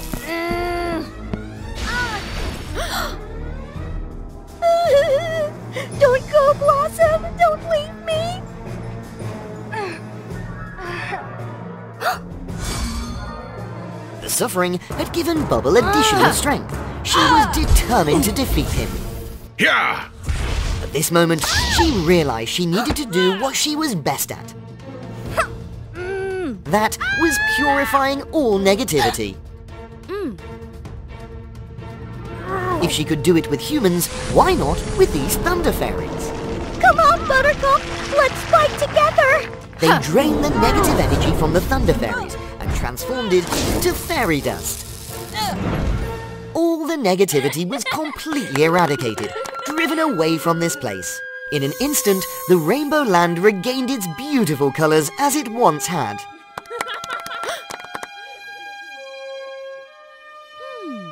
Bubble and Buttercup flew everywhere, spreading fairy dust and creating a dazzling rainbow. The people once again immersed themselves in hope and happiness. I love you, Blossom! When you have enough love, trust and hope, real magic happens. Hey, what you crying for? Blossom had been granted the rejuvenating power of the rainbow, thanks to the true friendship among the rainbow fairies. Bubble realized that true friends would always accept her, flaws and all, and would understand her. She didn't need to change or try to chase after anyone. True friends will always be there for you, no matter what. No, Lucifer, please! Please don't go, Lucifer! Huh? It's that strange dream again! Who is that man? Although she didn't know who he was, Hannah had a special feeling about him. Hannah, why are you still here at this moment? It's almost time to set off. Yes, Mother, where's Haley? Your younger sister is eagerly waiting there. Mother, won't you tell her? If your sister finds out that she has to become the bride of hell instead of heaven, she will mess everything up. Hannah and Haley were twin princesses, but their personalities were completely opposite. On the day of their blessing, Hannah was fortunate to receive the blessing of an angel, destined to become an angel's bride. However, when it was Haley's turn, the Lord of Hell suddenly appeared. No one there, not even an angel with enough power to fight against him. Therefore, they had to accept that he would do what he wanted. Haley, my beautiful princess, you will have a strong personality, and I will have a bride of hell. As they grew up, while Hannah was obedient and loved by everyone, Haley was extremely mischievous and constantly caused trouble, making everyone frustrated but helpless. However, thinking about the fact that Haley would become the bride of hell in the future, the king and queen couldn't punish her. Because they didn't want Haley to disrupt the wedding ceremony, they decided to keep the secret with only let Hannah know the truth.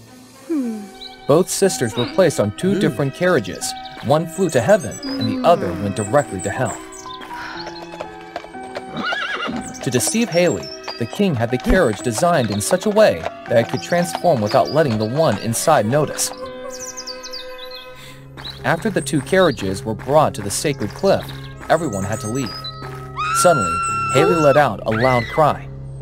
Worrying for her sister, Hannah immediately got out of her carriage. Suddenly, Haley had waited outside and struck her sister unconscious. It turned out that Haley had accidentally heard the conversation that night and knew everything. Unwilling to accept her fate, she had come up with a plan to switch places with her sister. When Hannah woke up, she found herself in hell. Oh, my bride has awakened. Welcome to hell. There seems to be a misunderstanding here. I am Hannah, not Haley. I am not the bride of the underworld. There is no mistake at all, because my bride is the only one that can pass through that destiny bridge.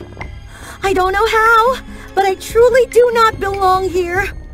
Hannah wanted to leave, but he immediately stopped her. If you dare to leave, I will ruin your entire kingdom.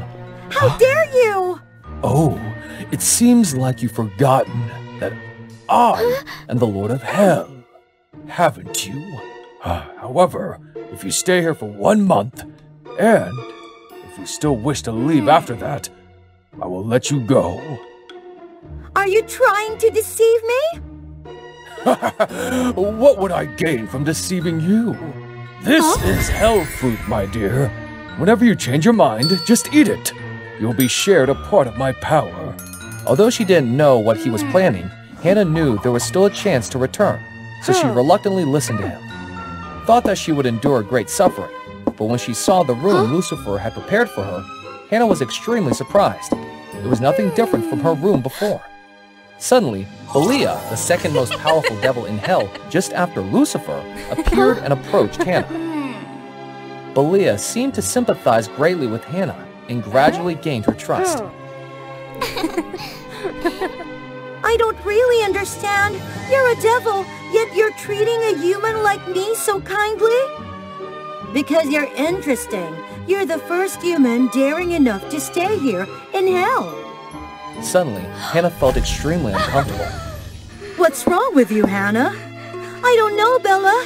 I have just felt these sudden, sharp pains in my body recently. I didn't want to tell you this earlier because I was afraid you would worry, but it's time you have to know. What is it? Please tell me. I've heard that your sister, after the unauthorized witch, was discovered and punished by the angels. Because you are identical twins, you can feel her pain.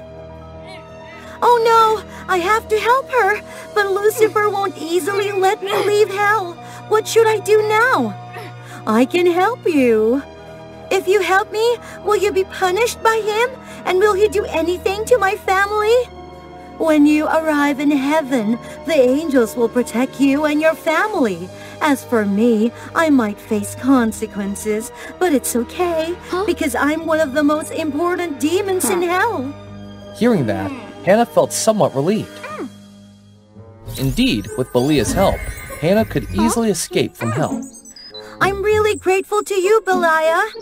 There's one more thing. Although you're the bride of heaven, you've spent some time in hell. They may make it a little bit difficult to you.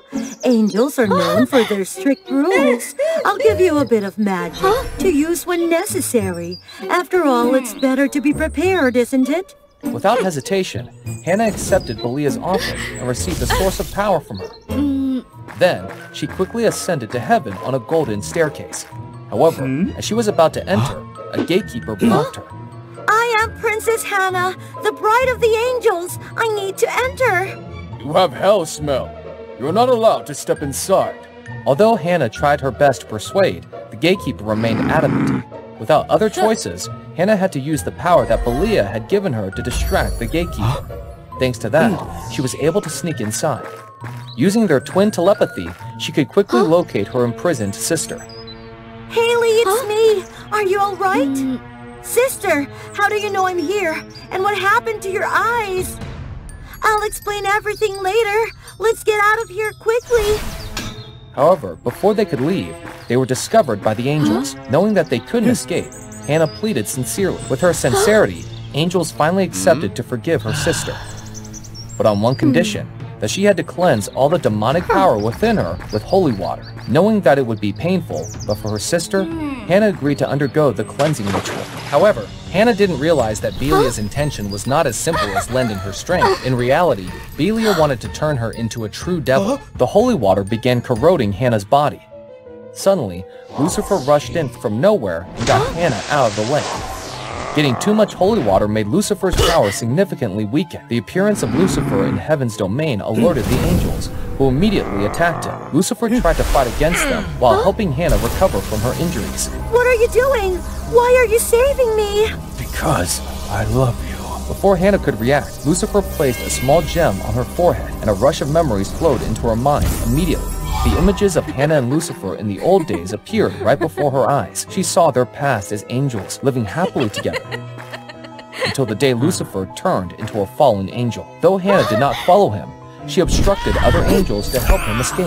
As a result, she lost her powers and was banished from heaven. As Hannah remembered everything, Lucifer's strength continued to exhaust.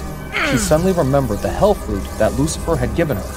Hannah took it out and bite. Immediately, she felt the power of hell flowing inside her. She quickly took Lucifer out of heaven and brought him back to hell safely. Have you been planning everything all along to make me the bride of hell? The curse that year, in reality, meant for me, and Haley was just the one who would help you accomplish that. Yes, I've done everything because I love you. I want you to be by my side and rule this hell with me. I still don't get it. Why you choose the path of becoming a demon? Isn't being an angel better? Humans always have both good and evil sides. Some choose the path of being good because they fear punishment more than they embrace goodness. So you want to be the Lord of Hell to punish the evil? Gained to know his ideals, Hannah decided to stay in hell with him and enjoy their happy days together.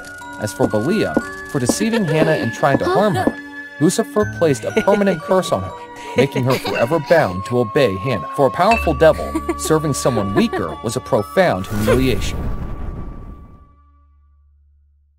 World filled with animosity, the four tribes of light, darkness, fire and water have been waging war against each other for centuries. No one knew exactly when, but demons in the form of lightning bolts began to appear in the lands of the four unicorn tribes, with the four legendary weapons Flamebrand, Aqua Trident, Shadow Blade and Luminous Bow. The unicorn tribes created a barrier to prevent the invasion of the demons. Despite the conflict among the four tribes, the unicorn princess Eclipse, Solar, Blaze and Marina remained close friends since childhood. They often secretly met in a lush green valley, a place untouched by war, filled with the laughter of children and pure friendship. But one day, Eclipse's mother discovered this unworthy friendship and forbade her from seeing her friends again. When Eclipse turned 18, her mother revealed a shocking prophecy. Eclipse, I need to discuss a matter of great importance with you. What is it? Shadowblade told me that the only way to rule the unicorn world is by combining the four legendary weapons into the elemental Nexus Blade. It is a sword so powerful that it can even banish demons and bestow immense strength upon its wielder. So you mean we need to acquire those legendary weapons? Yes, all your training and efforts have led to this moment. Bring pride to the Darkness Tribe. Driven by her loyalty to the Darkness Tribe and the bonds of their past friendship, Eclipse decided to heed her mother's words.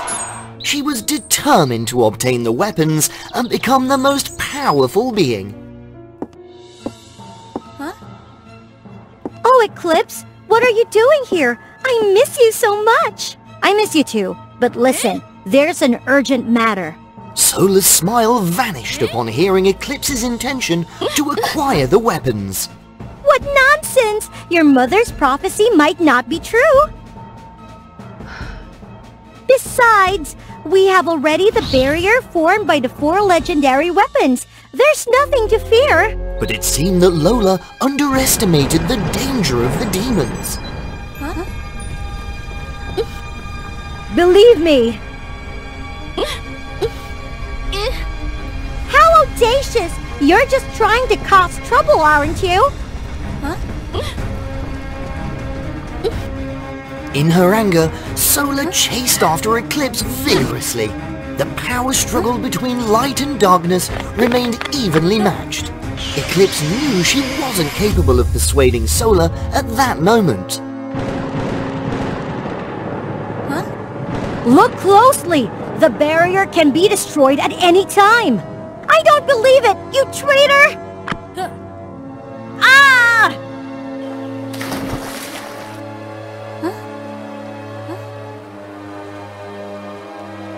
Eclipse found herself washed up in the land of the water unicorns.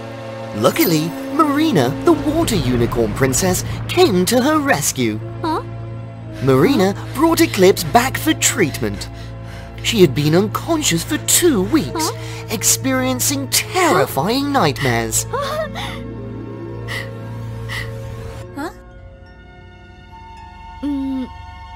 Marina? Huh? Take it easy, you're still very weak. Water unicorns were known for their healing abilities and gentle nature. Hence, Marina couldn't bear to see her friend perish in the river that day. It's not good. We don't have much time left. As predicted by Eclipse, the barrier in the land of the water unicorns was weakening, and even a hole had been broken. Give me a hand!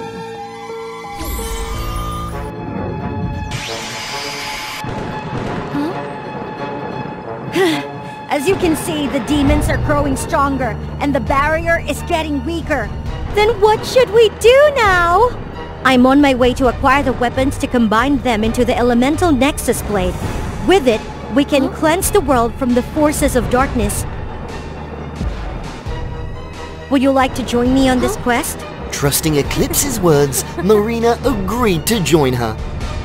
In this way, Eclipse successfully acquired the first weapon, the Aqua Trident.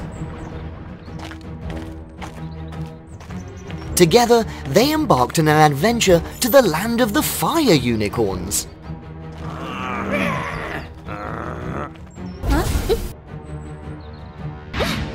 Why are there so many monsters here? Huh?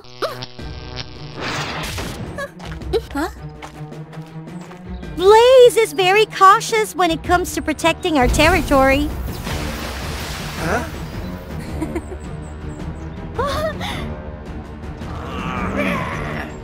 In a moment of danger, Marina and Eclipse combined their water and shadow energies, creating a powerful magic star.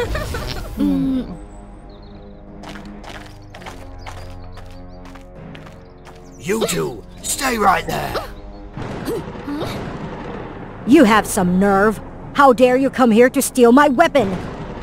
Are you so smart but still fail to see the problem? Look beyond your own barrier. Enough talk. Solif already told me everything. Watch this! Yeah!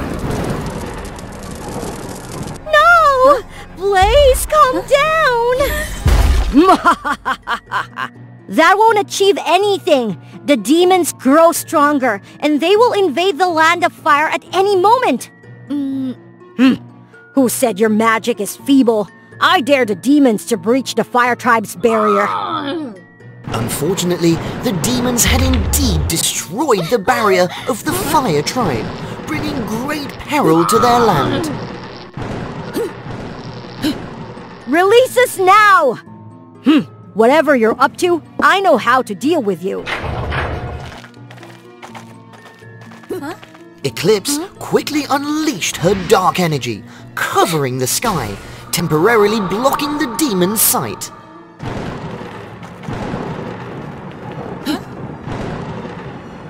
Now you see that?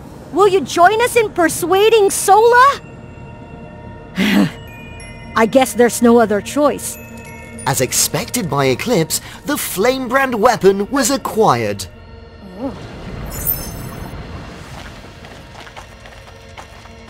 The three princesses returned to the land of the light unicorns. As soon as they arrived, a rain of light arrows suddenly fell upon them. Eclipse, what trouble are you causing now? Sola, Eclipse is doing the right thing. My water barrier was almost shattered. That's right. The barrier of the fire tribe has also been destroyed. Trust me, together we will protect the unicorn world. Fine. It's true that the demons are strong, but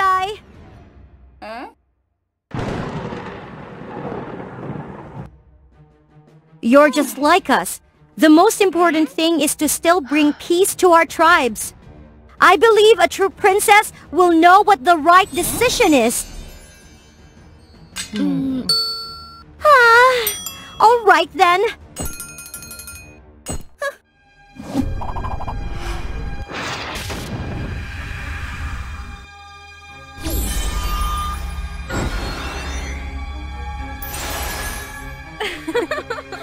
Look, it is the elemental nexus blade!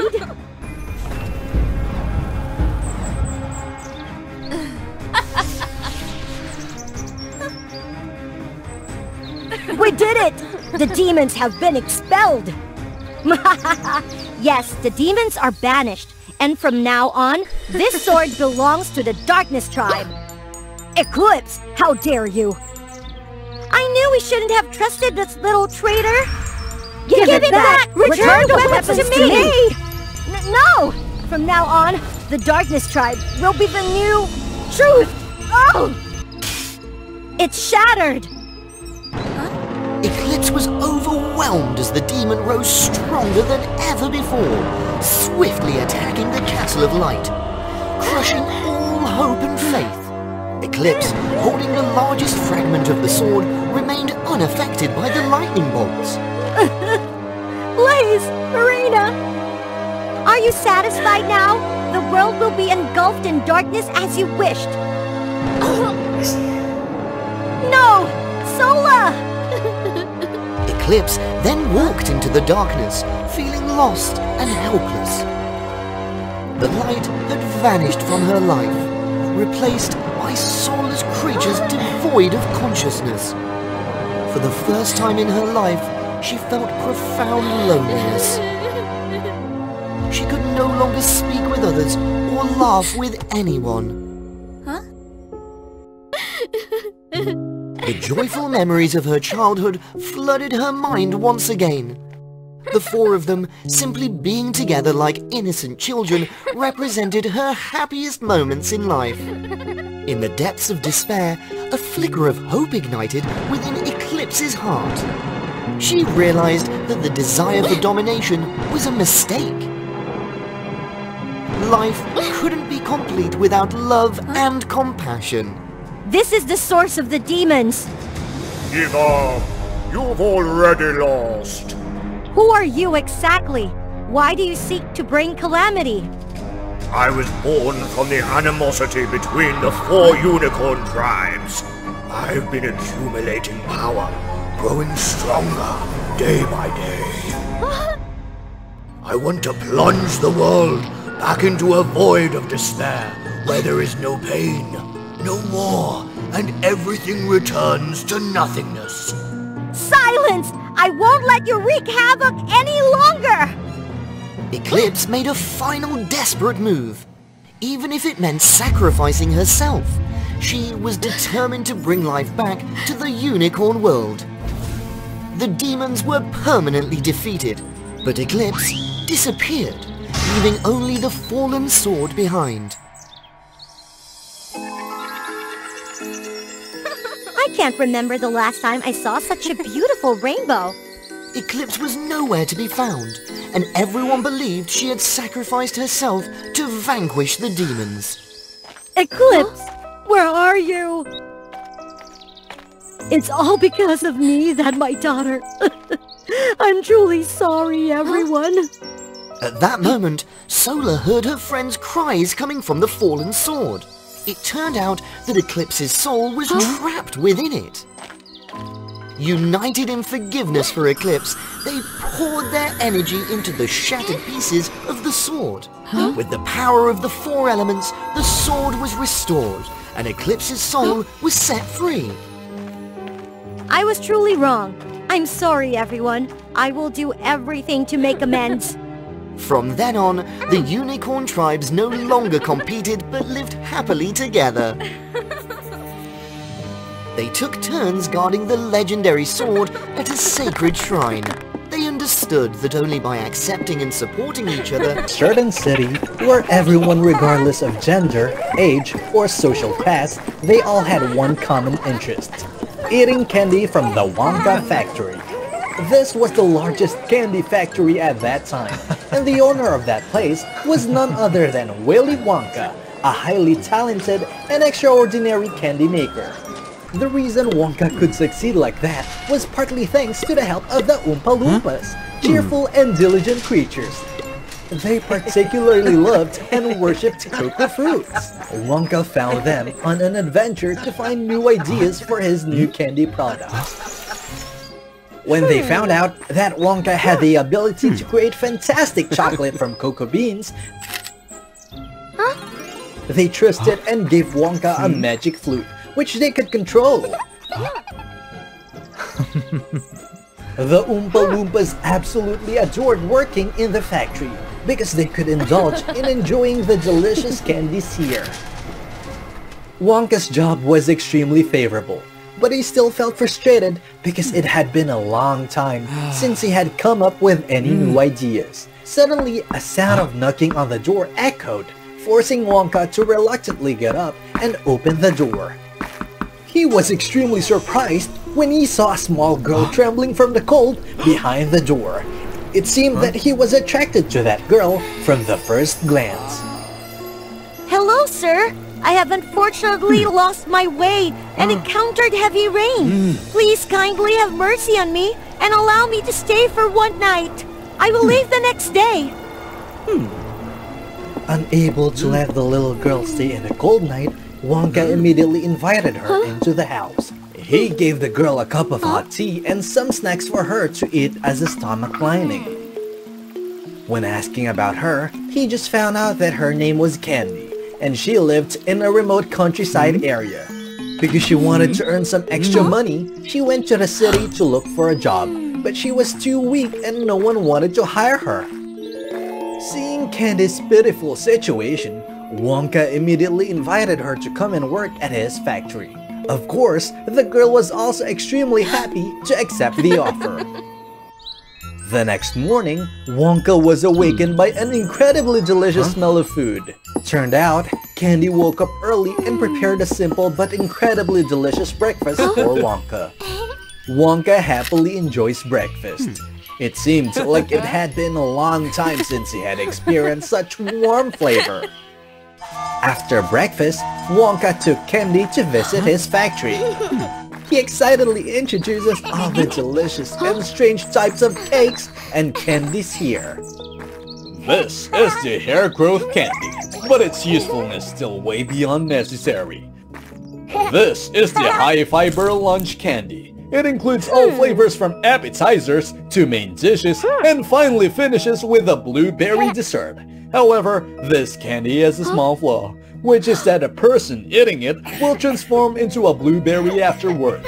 But don't worry, after going through a juicer a few times, he will return to normal. Gas breath makes us fly and soar around after drinking. When we burp, they will lose effect, or by another way of releasing gas. Candy for children in poorer class, they can buy this type of candy at an extremely cheap price and consume them within a year. And here is our latest invention, the fire-expelling candy. Just by absorbing a certain amount of water, they will create a devastating explosive force. Mr. Wonka is truly a talented person and also has a compassionate heart. Candy's praise made Wonka extremely excited. It had been a long time since the Oompa Loompas saw Wonka smile so happily. When knowing that Candy loves balloons, Wonka immediately specially creates a candy made from balloons just for her. This is a new type of candy that I have invented, combining chewy candy and floating gas. It's my special gift for you. Thank you, Mr. Wonka. The flying balloons are very beautiful. But for me, they are truly beautiful only when they fly freely in the sky. Candy released her hand, allowing the ball to gently soar into the blue sky. At that moment, Wonka noticed a hint of sadness in Candy's eyes, accompanied by a little bit of longing. As time passed, Wonka gradually placed complete trust in the little girl named Candy, to the point that he didn't care to carefully keep the magical flute anymore. One morning, Wonka woke up and found the house strangely empty. No longer was the delicious smell of food waking him up like usual. It was just a dry and monotonous sound of the alarm clock. Candy was no longer downstairs preparing breakfast for Wonka as usual. Intuiting something bad, Wonka hurriedly searched for the magic flute. However, despite searching every nook and cranny, he couldn't find it anywhere. Indeed, afterwards, when he arrived at the factory, there was no longer a trace of any Oompa Loompa. Wonka felt like he had lost everything, desperate, and blamed himself. Suddenly, he noticed the traces of the blueberry stretching all the way to the door. It's a trail left by the Oompa Loompas after their lunchtime candy feast. If I follow it, I might find everyone in even candy. Maybe there's some misunderstanding in this situation. Traces of the blueberry led Wonka deep into the old forest and stopped at a castle made entirely of candy. Willy Wonka immediately realized that those candies were made by Oompa Loompas. Suddenly, a familiar figure glided past, and that was Candy. Candy? Could it be that she was also forced to come here? While chasing Candy, suddenly, a net made of gummy candy fell onto the guy.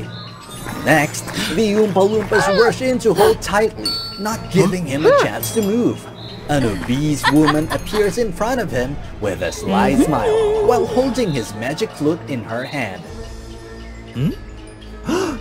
Oh, look who is here to visit me! Isn't this the talented candy manufacturer Willy Wonka? Who are you? Why do you want to capture Candy and the Oompa Loompas? Until now, you're still so foolish, huh? Candy is just a product I created from candles and dark magic. The purpose is to deceive you and obtain this magical flute. When he learned the truth, Wonka was extremely sad as he looked at Candy, and the girl instinctively avoided his gaze. You're a witch! Well, I am just a candy maker. Why do you want to harm me? Oh, sorry I forgot to introduce myself. My name is Baker, and I am also someone who is interested in baking sweets. Because only sweets can tempt greedy children to eat. However, for some reason, since those mischievous kids escaped, we haven't seen any child wandering around this forest anymore. What are their names, huh? Oh, right, Hansel and Gretel. Truly hideous names. Then we found out that a very deli factory had just appeared. Even the poor children could afford to eat it, so they didn't have to go into the forest to find food anymore. I had to put in a lot of effort and time to plan the overthrow of that detestable person and their factory. And now, no one can stop us anymore. Quickly lock him up, Oompa Loompas. Later, we will make him use a magical formula and transform him into a chocolate statue, then expose him to the morning sun tomorrow. With the magic flute, Baker can now easily control Oompa Loompa to do as she wishes. Sometime later, while being immersed in despair, Wonka immediately heard the sound of the door opening. That was Candy. In her hand, she was carrying a small bottle. You came to bring me a poison, huh? Wonka, I'm sorry. I didn't mean to do that. You don't need to pretend anymore. I have nothing left for you to take. My career, the Oompa Loompas, and even my heart are all gone. Suddenly, Candy quickly grabbed Wonka's hand and ran away. What are you doing? I will help you leave this place. After that, please never come back here again. However, not long after, Baker discovered them. She immediately gave Oompa Loompa permission to chase after them. Wonka immediately pulled out his unique candy inventions that he had brought along earlier to temporarily stop them. It seemed like they were about to escape, but Baker quickly stood in front of the door and continuously attacked the two with a sticky candy gun. Out of running options, Candy had to pull Wonka and run back to her room. When stepping into Candy's room, Wonka was extremely amazed when he saw the room decorated with a lot of candy balloons, a type that Wonka had specially created for. Wow! These are... Indeed, initially, I approached you because of Mrs. Baker's command. But after a while of receiving his attention, I felt in our chest a very strange and special feeling. I'm truly sorry for everything. Hearing Candy's sincere words made Wonka extremely happy, but immediately the romantic atmosphere was interrupted by a loud sound hitting the door. Baker rushed over and was trying to break the door into pieces using cookies. Mr. Wonka, please quickly leave from here through the chimney. I will try to keep them detained. Please come with me. This door can't hold on for much longer. Moreover, my life has been closely linked to her already. If it weren't because of her medication that keeps me alive, I would soon become a lifeless piece of cake. Wherever she keeps that medicine, I will bring it back for you. Don't worry about it, because she always carries it with her, so it will be very difficult to get it back. At this moment, Wonka suddenly came up with a crazy idea. He used his spicy candy to design a sharp tool that could help them create a path. Then quickly gathered all the balloons in the room into one big bunch. After finishing arranging everything, Wonka called Candy over and then threw a perfectly aimed bottle of soda right onto target, into the prepared candy tube. The door had now been broken by the Oompa Loompas into pieces. At that moment, the chili candy tube that Wonka had prepared earlier was filled with enough water and sprayed a very strong fire onto the ceiling. Make the roof out of chocolate immediately melt into a large puddle. Just wait for that moment, Wonka cut the string of the bunch of balloons and then tightly held Candy flying out through the hole in the ceiling. Baker tried to attack, but it was also futile. Everything didn't stop there. The heat from the spicy candies continued to have an effect, causing Baker's candy castle to melt and collapse on her head. After a while, everything came to an end. Exhausted, Baker crawled out from the pile of broken candies that were slowly drying up. When she decided to use the flute to summon the Oompa Loompas for help, Wonka swiftly recovered it. After that, Wonka also obtained a magic potion and helped Candy maintain a human body forever. Since then, the two of them had been living happily together, and of course, it was impossible to be without cheerful and diligent Oompa Loompas. Regarding Baker, in order to prevent her from harming others again, Wonka decided to bring her back to the factory and give her a job testing the effects of new candies. It seemed she quite liked this job.